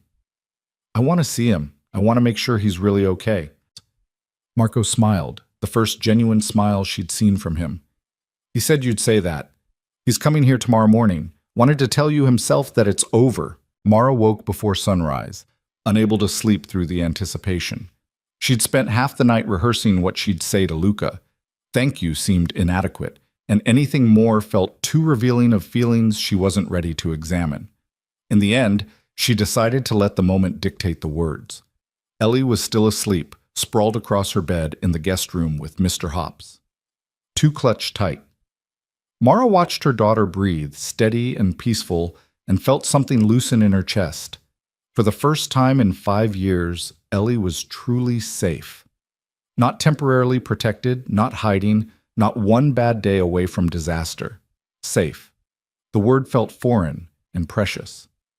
She made coffee in the enormous kitchen, watching dawn break over the trees through windows that stretched from floor to ceiling. The house was beautiful in the morning light, all warm wood and soft colors, the kind of place she'd never imagined living. Marco appeared right at 7, looking more rested than he had in days. "Boss called," he said, accepting the coffee she offered. "He'll be here by 9, bringing breakfast." "Of course he is." Mara couldn't help smiling. Luca Moretti, crime lord and protector, who expressed care through expensive meals and elaborate gestures because direct emotion seemed to make him uncomfortable. "He also said to tell you that he wants to have a serious conversation. About what comes next." The smile faded. "Did he say what kind of conversation?" "No, but he sounded different, lighter, maybe, like something heavy had been lifted." Marco studied her over his coffee cup. "For what it's worth, I've worked for Luca Moretti for 8 years. I've seen him handle wars, betrayals, impossible situations. Never seen him care about someone the way he cares about you and your daughter. He barely knows us. Doesn't seem to matter. You got under his skin somehow. Made him remember there's more to life than territory and power." Marco set down his cup. "Just thought you should know that before you two talk." He left her alone with that observation and a growing sense of uncertainty about what the day would bring. Luca arrived at exactly 9 o'clock, emerging from a black SUV with bakery bags and the kind of exhaustion that came from too many days running on adrenaline. He looked thinner than she remembered, shadows under his eyes. But when he saw her standing on the porch, his face transformed into something almost like relief. "You're really okay," she said, meeting him halfway across the driveway. "I'm really okay." He set down the bags, and before either of them could think better of it, she was hugging him, carefully, mindful of her still healing shoulder, but firmly enough to confirm he was solid and real and alive. Luca went very still for a heartbeat, then his arms came around her gentle and sure. "I promised I'd come back," he murmured into her hair. "I know, but promises and reality don't always match up." "They do when I make them." They stood there for a moment longer than strictly necessary, and when they finally pulled apart, something had shifted between them. Some wall had come down, leaving honest concern and genuine connection in its place. Inside, they spread breakfast across the dining table, pastries from that bakery with the 6-month wait list, fresh fruit, expensive coffee. Ellie appeared like a small tornado, delighted to see Luca and completely uninterested in the undercurrents of adult emotion. "Did you fight the bad guys?" she asked around a mouthful of croissant. "I did," Luca confirmed. "Did you win?" "Yes." "Good." Ellie nodded with the serious satisfaction of a child whose world made sense again. "Can we stay in this house? I like the big windows." Luca's eyes found Mara's. "That depends on your mom. We need to talk about what happens now." After breakfast, Marco took Ellie outside to explore the property, leaving Mara and Luca alone at the table. He poured more coffee for both of them, his movements careful and deliberate, like he was buying time to find the right words. "Vincent's dead," he said finally, "along with most of his inner circle. The ones who survived are either in custody or have left the state entirely. His organization is gone. Arthur Galante called. He said I was on some kind of protected list now. The Untouchable Registry. It's a commission guarantee that no affiliated organization will harm you. Breaking it means excommunication, which in our world is essentially a death sentence." He met her eyes. "You're safe, Mara. Completely, permanently safe. Vincent can't hurt you. Derek can't hurt you. No one can." The words should have brought relief. Instead, they brought questions. "What did it cost you, getting me on that list? Does it matter?" "Yes." He was quiet for a moment, fingers drumming against his coffee cup. "I gave up territory, 3 blocks in Red Hook that Vincent had been trying to take for years. Told the commission they could distribute it among the other families as a gesture of goodwill, proof that I wasn't trying to build an empire that threatened everyone else. 3 blocks. That's a lot? In our world? Yes. Millions in annual revenue, strategic positioning, symbolic value." He shrugged. "But it's just territory. You're a person. Easy choice." Mara processed that. He'd sacrificed significant power and money to ensure her safety, not as a loan or a favor to be repaid, but as a choice freely made. "Thank you," she said quietly. "That's not adequate, but thank you." "You don't need to thank me." "Yes, I do. You've given me my life back, given Ellie a future without fear. That deserves acknowledgement. What it deserves is honesty."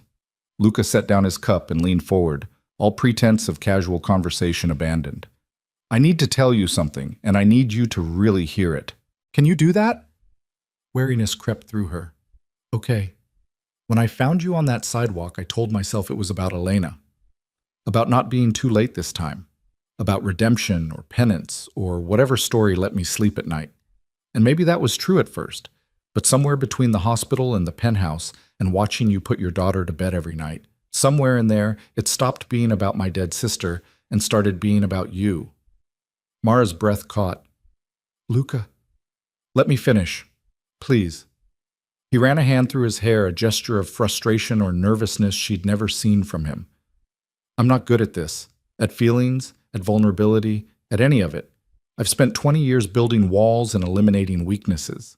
But you walked into my life bleeding and terrified, and you've systematically demolished every defense I had. And I don't know what to do with that." "What are you saying?" "I'm saying that I care about you. More than is probably wise, more than is definitely professional. I'm saying that when Vincent threatened you, the fury I felt had nothing to do with business and everything to do with the fact that he was threatening someone who'd become important to me." His dark eyes held hers. "I'm saying that I want you to stay. Not in the penthouse, not as someone under my protection, but as someone who chooses to be part of my life because she wants to be."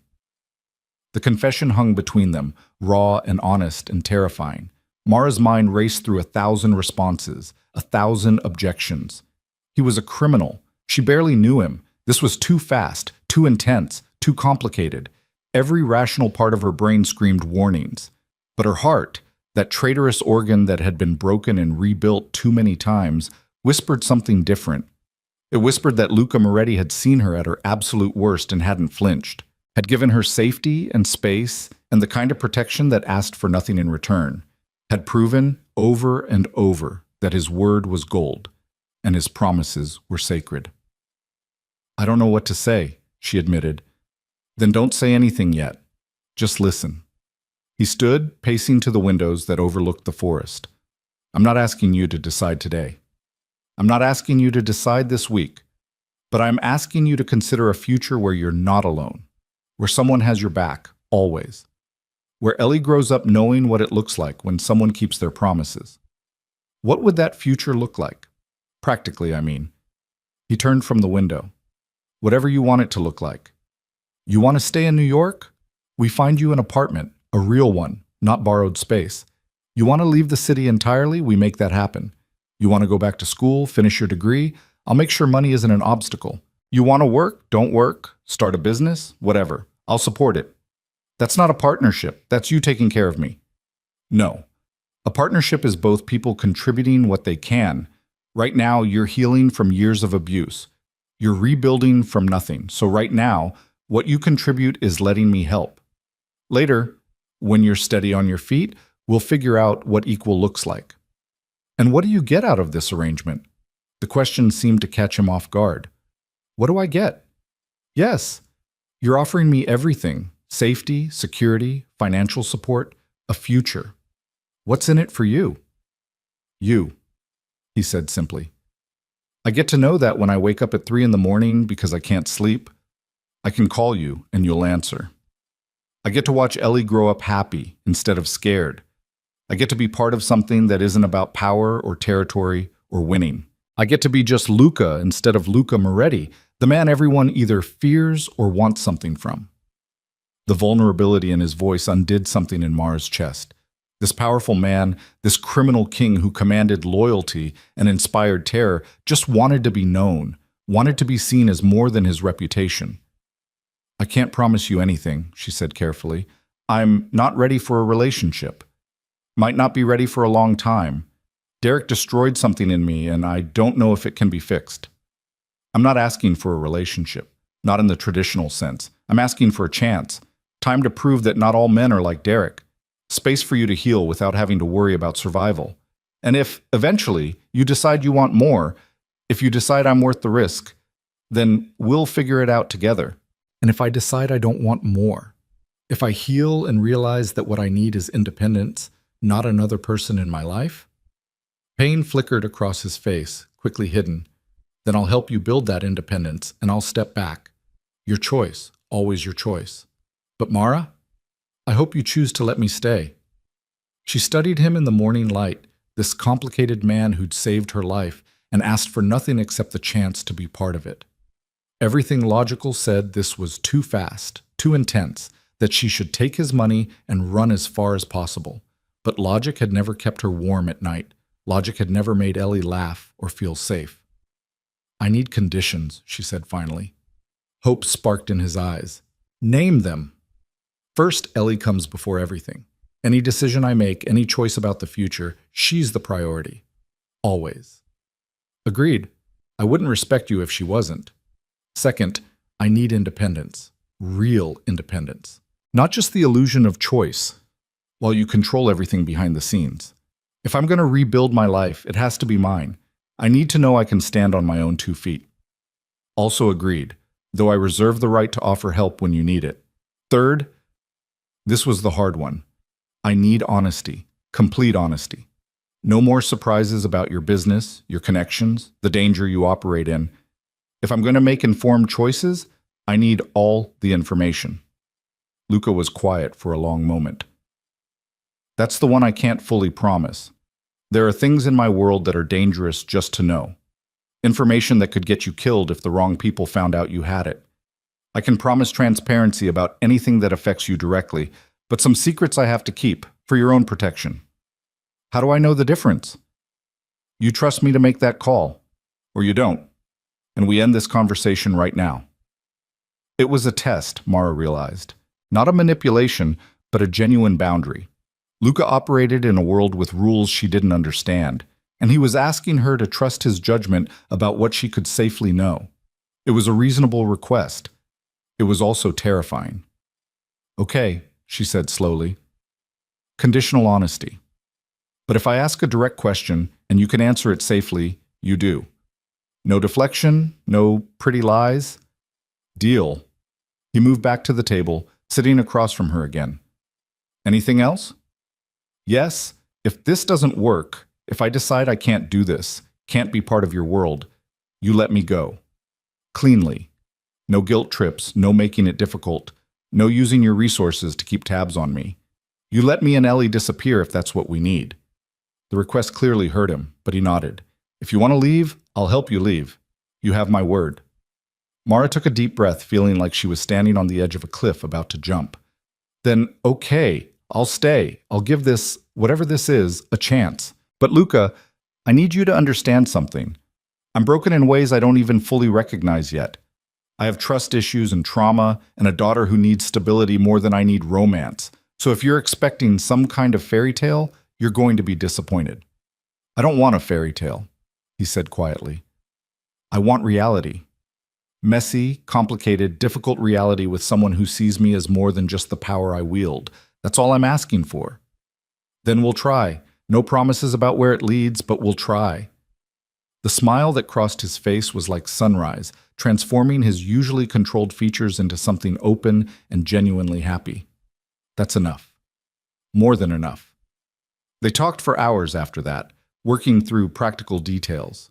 Mara would stay in the upstate house for another week, letting Ellie adjust to the idea that this was permanent, not temporary.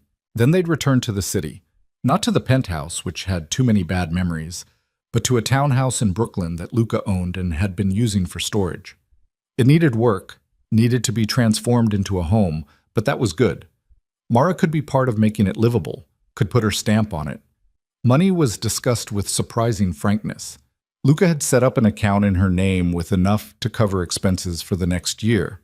After that, they'd revisit based on what she'd decided to do with her life. He also insisted on setting up a trust for Ellie, something that would ensure her education and future regardless of what happened between the adults. I don't want your money, Mara protested. It's not about what you want. It's about what Ellie deserves. She deserves to know that college is guaranteed, that medical care is never a question, that she'll never have to make choices based on scarcity. Let me give her that. When he put it that way, refusal felt selfish. So Mara agreed with the caveat that she'd be looking for work as soon as she was ready, that she wouldn't be financially dependent forever. Derek came up once, briefly. He'd been transferred to a maximum security facility upstate and would be there for at least 6 years, possibly longer if certain evidence about his cooperation with Vincent came to light. Marcus Webb was handling everything, ensuring that Derek's parental rights were legally terminated on grounds of attempted trafficking. He would never have a claim on Ellie again. How did you get evidence of trafficking? Mara asked. Vincent's dead. Derek's not going to confess. Anthony Russo is testifying. In exchange for witness protection, he's providing detailed testimony about Vincent's operations, including Derek's offer to trade you and Ellie for debt forgiveness. It's enough to bury Derek legally. And Anthony's safe? Vincent's people won't come after him? Anthony's already gone. New identity, new city, new life. The commission guaranteed his safety in exchange for his cooperation in cleaning up Vincent's mess. Luca's expression darkened.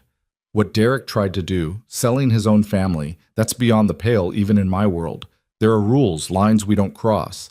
He crossed them all. The conversation eventually wound down, and Luca stood to leave. I should get back to the city. There are transition meetings, territory negotiations, the usual aftermath of a war. But I'll call tonight, check in. And I'll be back this weekend to help you and Ellie move to the townhouse. You don't have to help us move. I know. I want to. At the door, he paused. Mara, thank you for giving this a chance. I know it's not easy, trusting someone after what you've been through, but I promise I'll do everything in my power to prove you made the right choice. Just keep being honest with me. That's all I need. I can do that. He started to leave, then turned back one more time. One more thing. My mother wants to meet you. Mara blinked. Your mother? She's a force of nature, runs half the family businesses, terrifies grown men, makes the best lasagna in 5 boroughs. And when I told her about you and Ellie, she insisted on Sunday dinner. Fair warning, she's going to interrogate you, probably embarrass me, and definitely try to feed you until you can't move. That sounds... Mara wasn't sure how to finish that sentence.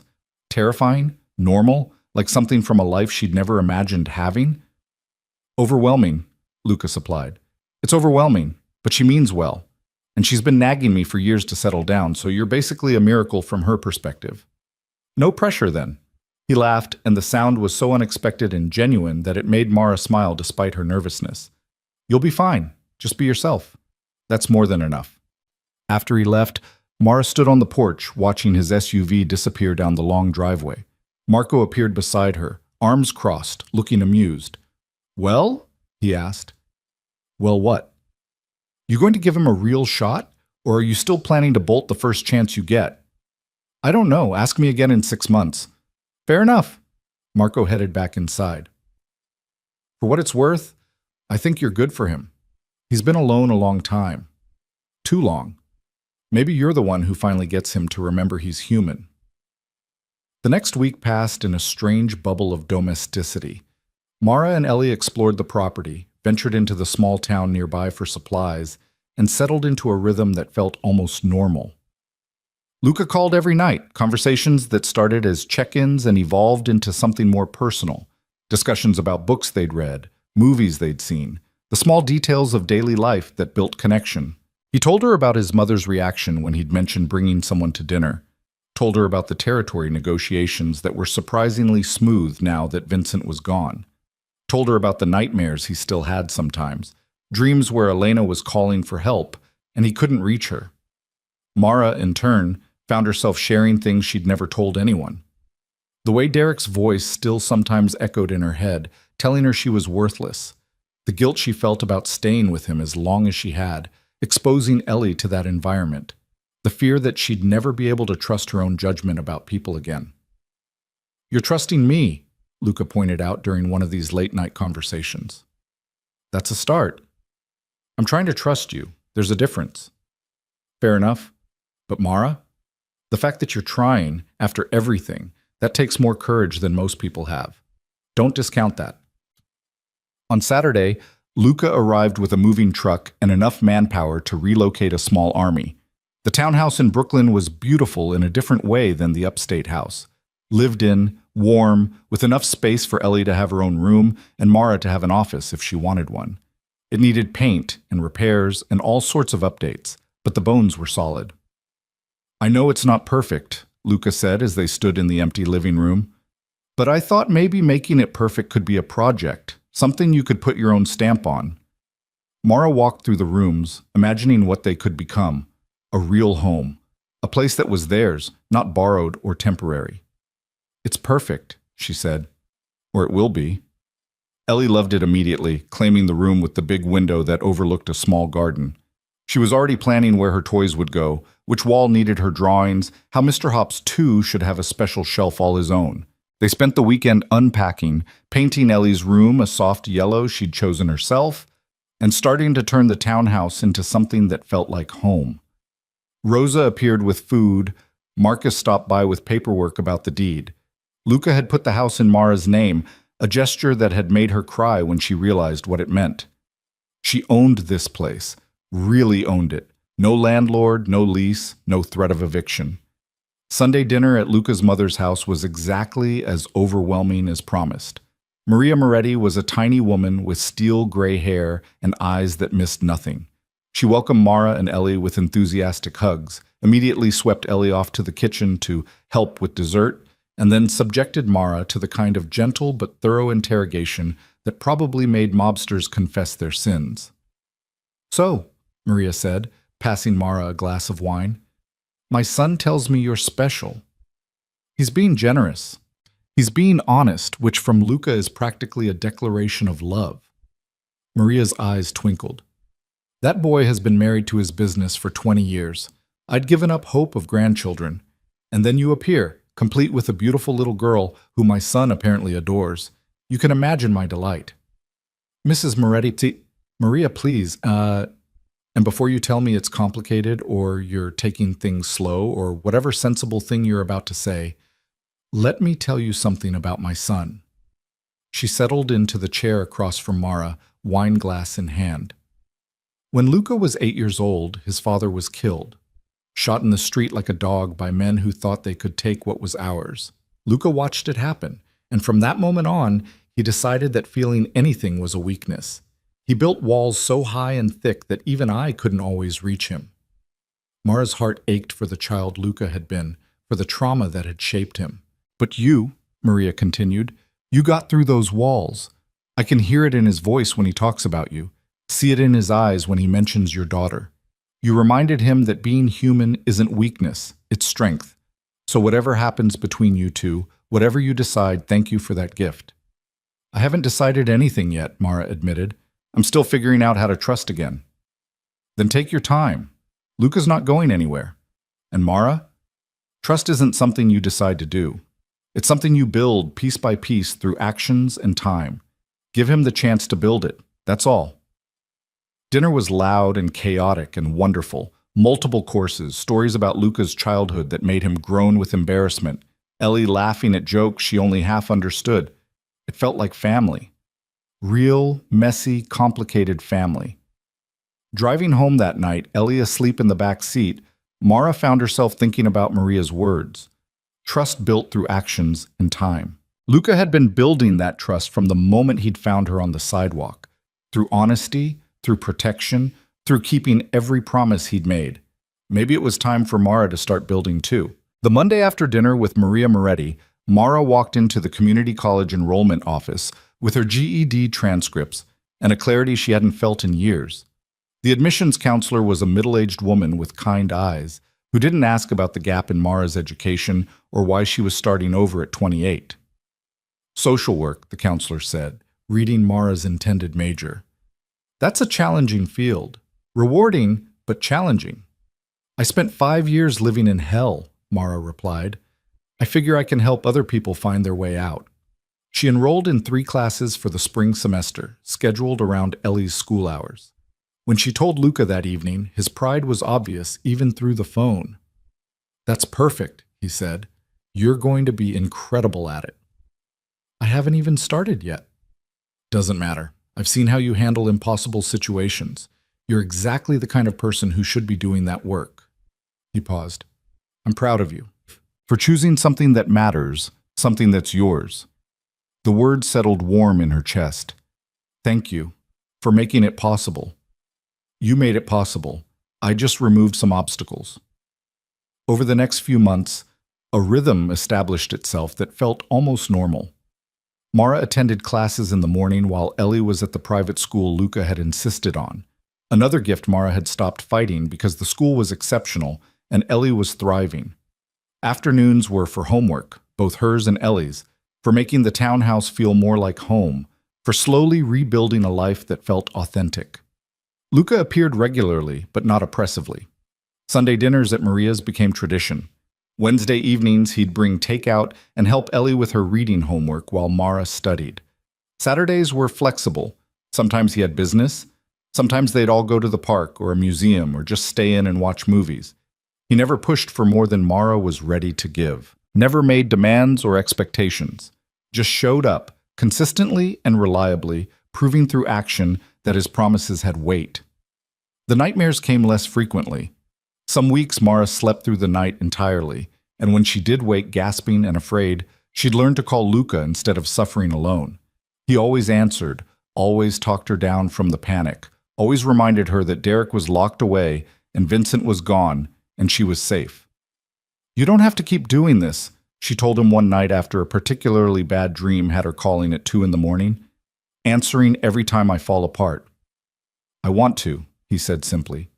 Besides, you think you're the only one with nightmares? We're taking turns keeping each other sane. It was true.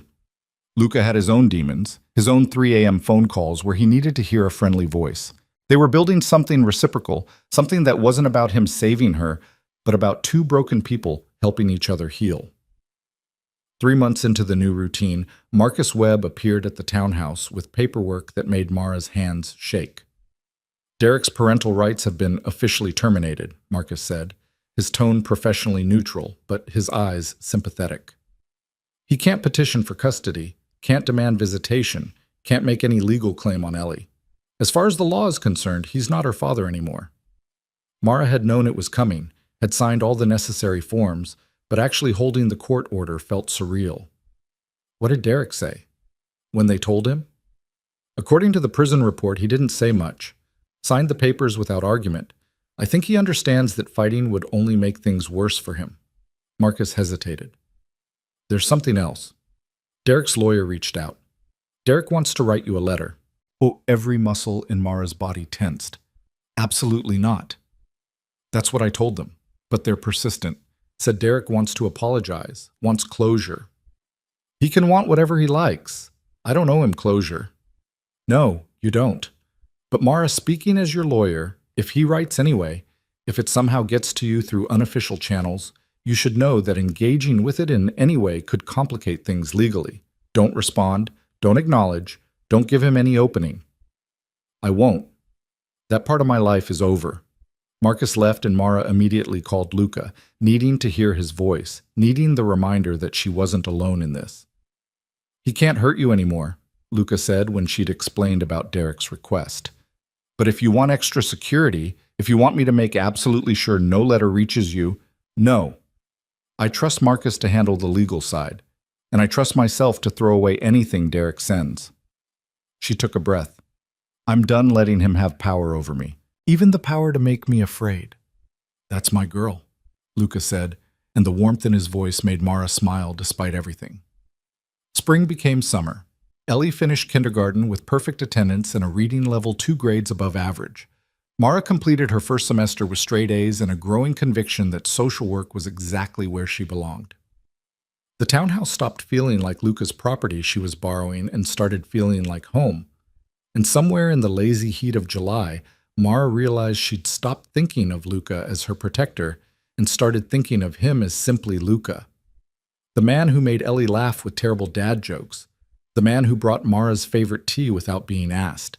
The man who showed up to her college orientation looking ridiculously out of place in his expensive suit, but refusing to miss supporting her. They were sitting on the townhouse's small back patio one evening. Ellie asleep inside, the city sounds a distant hum. Luca had brought dinner and stayed to help with dishes, and now they were sharing a bottle of wine in the cooling evening air. "Can I ask you something?" Mara said, watching fireflies drift through the garden. "Anything." "Why haven't you tried to kiss me?" Luca went very still, his wine glass halfway to his lips. "Because you haven't given me permission." "I'm giving it now." He set down the glass carefully, his dark eyes searching her face. "Mara, you don't have to." "I know I don't have to. I want to." She turned to face him fully. "For months, you've been patient and kind, and everything I needed while I figured out how to be a whole person again. And I'm not completely healed. I might never be completely healed. But I'm healed enough to know what I want. And I want you." "You're sure? Because if this is gratitude or obligation..." Mara kissed him, cutting off the protest. It was tentative at first, both of them careful, but when Luca's hand came up to cup her face with infinite gentleness, when his other arm wrapped around her waist, pulling her closer, the kiss deepened into something real and hungry, and full of months of restrained wanting. When they finally broke apart, both breathing hard, Luca pressed his forehead to hers. "I've wanted to do that since the day you agreed to stay," he admitted. "I know. I could see it in the way you looked at me, but I needed time. And now? Now I'm ready to try. Really try. Not just letting you be part of my life, but actually building something together." She pulled back enough to meet his eyes. "I love you, Luca Moretti. I don't know when it happened or how, but somewhere between the sidewalk and Sunday dinners and 2 a.m. phone calls, you became essential. And I'm tired of pretending otherwise." His smile was brilliant and unguarded, the kind of genuine joy she'd only seen him show around Ellie. "I love you too. Ever since you called me out for quitting your job without permission. You were furious and injured and still refusing to back down, and I thought, this woman is going to ruin me in the best possible way. I probably will. I'm counting on it." They stayed on the patio until midnight, talking about everything and nothing, stealing kisses like teenagers, planning a future that felt possible for the first time. When Luca finally left, Mara stood in the doorway watching him go and felt something she'd thought Derek had killed forever. Hope. The relationship that developed over the following months was nothing like what Mara had experienced before. Luca was patient with her triggers, understanding when she needed space, fiercely protective without being controlling.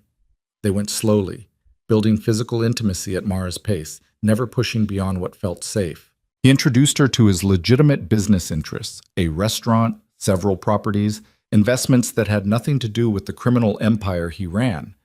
Showed her that he was more than the violence his world sometimes required, that he was working to transition into operations that wouldn't require looking over his shoulder constantly. "I'm getting too old for wars," he admitted one evening, "and I have too much to lose now. You, Ellie, the life we're building, that's worth more than any territory or power." What does that mean, practically? It means I'm stepping back from day-to-day operations, promoting people I trust to handle the business while I focus on the legitimate side, Eventually, I want to be completely out of the life. It'll take years, but I'm committed to it. Because of us? Because I want to be the man you think I am, the man Ellie thinks I am. He took her hand. I can't change my past, can't undo the things I've done, but I can choose what comes next, and I'm choosing a life where I don't have to worry that my work will get the people I love killed. Mara squeezed his hand. That's all I can ask. By the time Ellie's 7th birthday arrived in October, the three of them had settled into something that looked like family. Ellie had started calling Luca by his name at some point, not Dad. Neither of them pushed that, but said with affection and trust that made Mara's heart ache in the best way. The birthday party was at Maria's house because Maria had insisted and nobody said no to Maria Moretti. It was chaos in the best way. Too many kids, too much cake, decorations that transformed the elegant home into something from a Disney movie. Ellie was radiant, surrounded by friends from her new school, opening presents with delighted shrieks. Mara stood in the kitchen with Maria, watching through the doorway as Luca helped organize a game that had descended into gleeful anarchy. He's good with her, Maria observed. He is. Better than her actual father ever was. Have you thought about making it official? Adoption, I mean. Mara had thought about it, had imagined Luca as Ellie's legal father, imagined the security that would bring, the completion. I don't know if Luca wants that responsibility, Maria laughed. My dear girl, that boy has been acting like Ellie's father since the day he met her. Making it legal would just be paperwork catching up with reality. She squeezed Mara's shoulder. But it's your choice, yours and his. Just know that whatever you decide, you're already family to me. That night, after Ellie had crashed from sugar and excitement, after the last guest had left and the house was quiet, Mara found Luca on the back patio again. Their spot, somehow, where important conversations happened. Your mother thinks you should adopt Ellie, she said without preamble. Luca looked up, startled. She said that? She implied it heavily. What do you think? He was quiet for a long moment, staring at his hands. I think I'd be honored. Terrified, but honored. But Mara, that's a huge decision. Not something to rush into because my mother has opinions. I'm not rushing. I've been thinking about it for weeks. She sat beside him. Ellie's father is gone. Legally, emotionally, in every way that matters. And you've been more of a parent to her in 8 months than Derek was in 5 years. So yes, I think you should adopt her, if you want to. I want to, he said immediately. More than I can articulate. But you need to be sure. Because once I'm legally her father, I'm in this forever. No backing out, no changing your mind about us and deciding I don't get to see her anymore. It's permanent. Good. Permanent is what we need. Mara took his hand. I'm sure, Luca. About you, about us, about building this family together. So if you're ready, I'm ready. He pulled her close, pressing a kiss to her temple. Let's make it official. Marcus Webb handled the adoption paperwork with his usual efficiency. With Derek's rights already terminated and no other biological father in the picture, the process was surprisingly straightforward. By December, Luca Moretti was officially Ellie's father. They told her on Christmas morning, Luca's hands shaking slightly as he held the court documents. Ellie, we have something to tell you, Mara started, her own voice unsteady. You know how Luca's been part of our family for a while now? Yeah, Ellie said, more interested in the present she was unwrapping. Well, now he's officially your dad, if you want him to be. That got Ellie's attention. She looked up, eyes wide. Really? Like, really? Really, Luca confirmed, which means I'm not going anywhere, ever. You're stuck with me. Ellie launched herself at him with enough force to nearly knock him over, wrapping her arms around his neck. I want you to be my dad. Can I call you Dad? Luca's eyes were suspiciously bright. Yes, sweetheart, you can call me Dad. Mara watched her daughter and the man who'd saved them both, watched them hold on to each other like they were each other's anchor, and felt the last piece of her broken heart click into place. The spring semester brought new challenges and new growth. Mara's social work classes intensified, requiring her to do field work at a women's shelter. It was hard, confronting situations that echoed her own past, but it also felt right. She understood these women in ways her classmates couldn't, could offer real empathy alongside practical help. One evening, she came home from the shelter emotionally wrung out. A woman had come in with her 3 children, all of them bearing the marks of years of abuse. The woman had been too terrified to press charges, too convinced that leaving was impossible. Luca found Mara sitting on the kitchen floor, tears streaming down her face. "Talk to me," he said, settling beside her. Mara told him about the woman, about the fear and helplessness that was too familiar.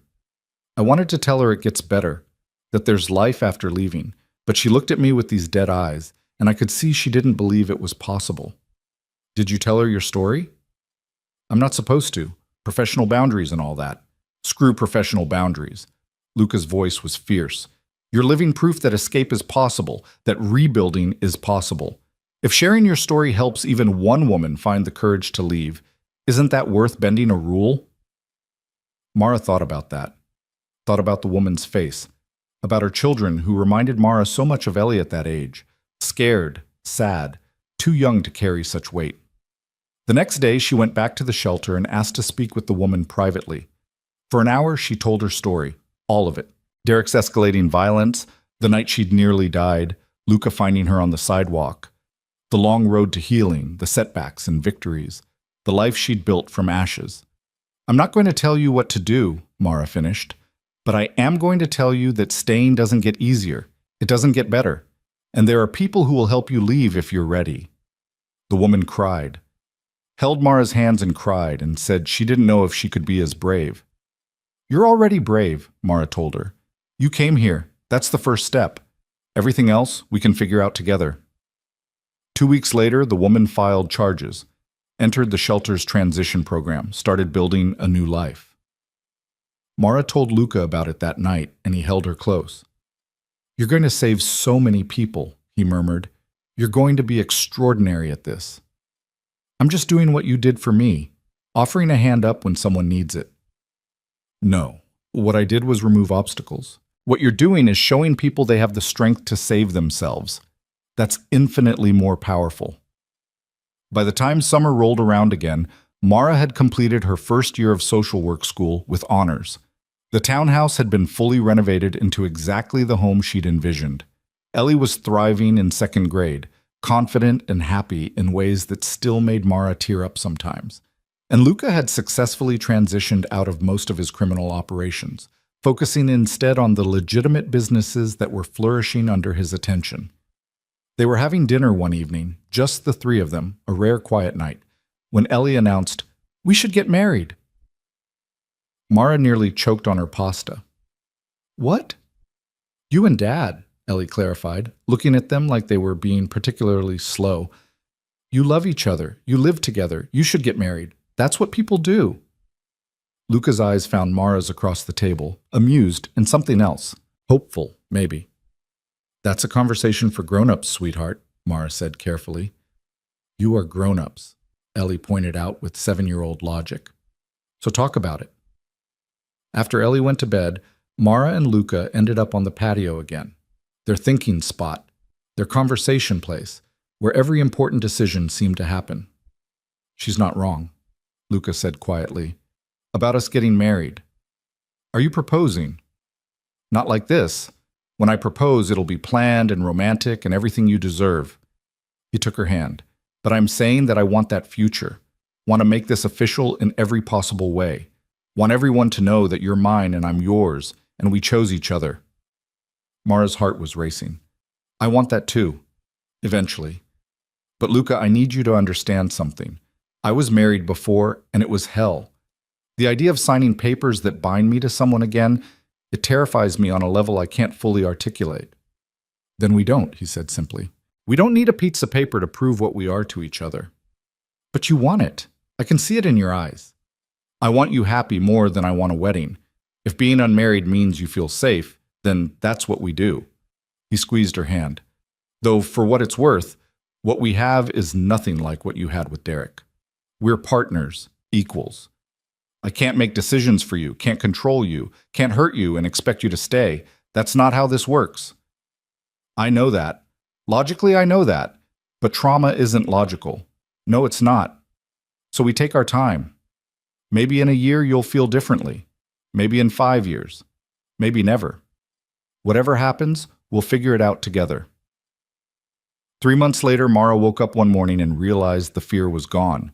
Not diminished or manageable, but actually gone. The thought of marrying Luca didn't send panic through her system anymore. It just felt right. She brought it up at Sunday dinner, surrounded by Maria and what seemed like half of Brooklyn, Luca's extended family who'd welcomed Mara and Ellie with open arms. "I want to get married," she announced during dessert. The table went silent. Luca stared at her. "What?" "I want to marry you. Properly, officially, all of it, if the offer's still open." His smile could have lit the entire city. "The offer is extremely open." Maria started crying. Ellie started planning the wedding immediately, convinced she should wear a princess dress. The rest of the family erupted into congratulations and chaos. Luca pulled Mara aside while the celebration continued without them. "Are you sure?" he asked. "Really sure?" "Because I meant what I said. I don't need a wedding to know what we are." "I'm sure. I want to choose you publicly, legally, permanently. Want to stand in front of everyone and promise that I'm in this forever." She cupped his face. "You gave me my life back, Luca. Let me give you this." The wedding happened 3 months later, small and intimate despite Maria's protests. Just family and close friends in the townhouse garden, fall leaves falling around them like blessings. Ellie was flower girl, Rosa cried through the entire ceremony, and when Luca kissed his bride, it felt like every promise either of them had ever made kept. Marcus had prepared a prenup protecting Mara's interests, but Luca refused to sign it. "Everything I have is yours," he'd said. "That's what partnership means." They honeymooned upstate at the house where Mara had first felt safe, where she'd started learning to trust again. It was perfect in its simplicity, quiet mornings, long walks, conversations that lasted into the night. "What do you want? Long term?" Luca asked one evening. 5 years from now, 10 years? What does that look like for you?" Mara thought about it. "I want to finish my degree, get my license. Maybe open a specialized shelter, something that focuses on single mothers escaping abuse. Want to give back what was given to me." "That's beautiful. And I want to help make it happen." "What about you? What do you want?" "This," he said simply. "You, Ellie, maybe more kids if you're open to it. A life that isn't defined by violence or territory or proving anything to anyone. Just family and peace and work that matters." "More kids?" Mara's heart skipped. "Only if you want them. I know Ellie's enough. I know your plate is full. But if you ever wanted—" "I want," Mara interrupted. "Not now, not until I finish school. But yes, I want Ellie to have siblings, want to build something even bigger and messier and more beautiful." 2 years later, Mara graduated with her social work degree. She accepted a position at a prestigious shelter and immediately began working on her plan for a specialized program. Luca backed her completely, providing seed money and connections and unwavering support. Ellie was 9 and thriving. Her early years of trauma faded to distant memory. She remembered Derek only vaguely, more as a bad dream than a real person. Luca was dad in every way that mattered, the only father she claimed. And on a crisp October morning, Mara stood in the bathroom staring at a positive pregnancy test, feeling joy and terror in equal measure. She found Luca in the kitchen making breakfast, Ellie chattering about her upcoming field trip. When their eyes met, something in Mara's expression must have given her away because Luca's face transformed into wonder. "Really?" he mouthed. She nodded. He crossed the kitchen in 2 strides, lifting her off her feet and spinning her around while Ellie demanded to know what was happening. "We're having a baby," Luca told their daughter. "You're going to be a big sister." Ellie's shriek of delight could probably be heard in New Jersey. The pregnancy was smooth, healthy, unremarkable in the best possible way. Mara continued working until her 7th month, then transitioned to planning the new shelter program from home. Luca became impossibly protective, fussing over her in ways that were both annoying and endearing. In May, on a warm spring evening with cherry blossoms drifting past the hospital windows, Mara gave birth to a son. They named him Marco, after the man who'd helped protect them from the beginning, who'd become family along the way. Holding her son while Luca sat beside her with Ellie curled in his lap, Mara thought about the woman who'd crawled through rain and blood 2 years ago. That woman had been broken, terrified, convinced her life was over. She'd been wrong. Her life hadn't ended on that sidewalk. It had begun. Everything that came before was just prologue to this family, this love, this hard-won peace. "What are you thinking?" Luca asked softly. "That I'm grateful for the rain that night, for you finding me, for every choice that led us here. Even the hard parts? Especially the hard parts. They made me strong enough to deserve this." He kissed her forehead. "You always deserved this." The shelter program launched a year later to immediate success. Mara's combination of professional training and lived experience made her uniquely qualified to help women navigate the impossible journey from victim to survivor. She hired carefully, building a team that understood trauma and recovery and the long road between them. Marcus served on the board. Maria fundraised with terrifying efficiency. Luca provided connections and resources and muscle when needed to protect the women whose abusers came looking. They helped dozens of women that first year, hundreds in the years that followed, and every single one of them looked at Mara and saw possibility, saw proof that escape was real and life after abuse was worth fighting for.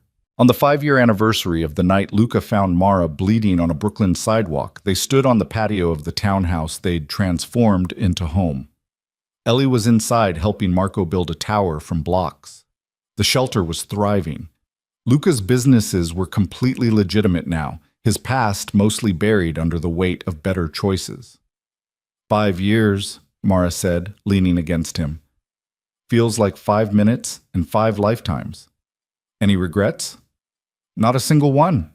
You? Only that I didn't find you sooner, but then maybe we needed to be broken first so we'd know how to fix each other. Very philosophical for a former crime boss. I contain multitudes. He turned her to face him.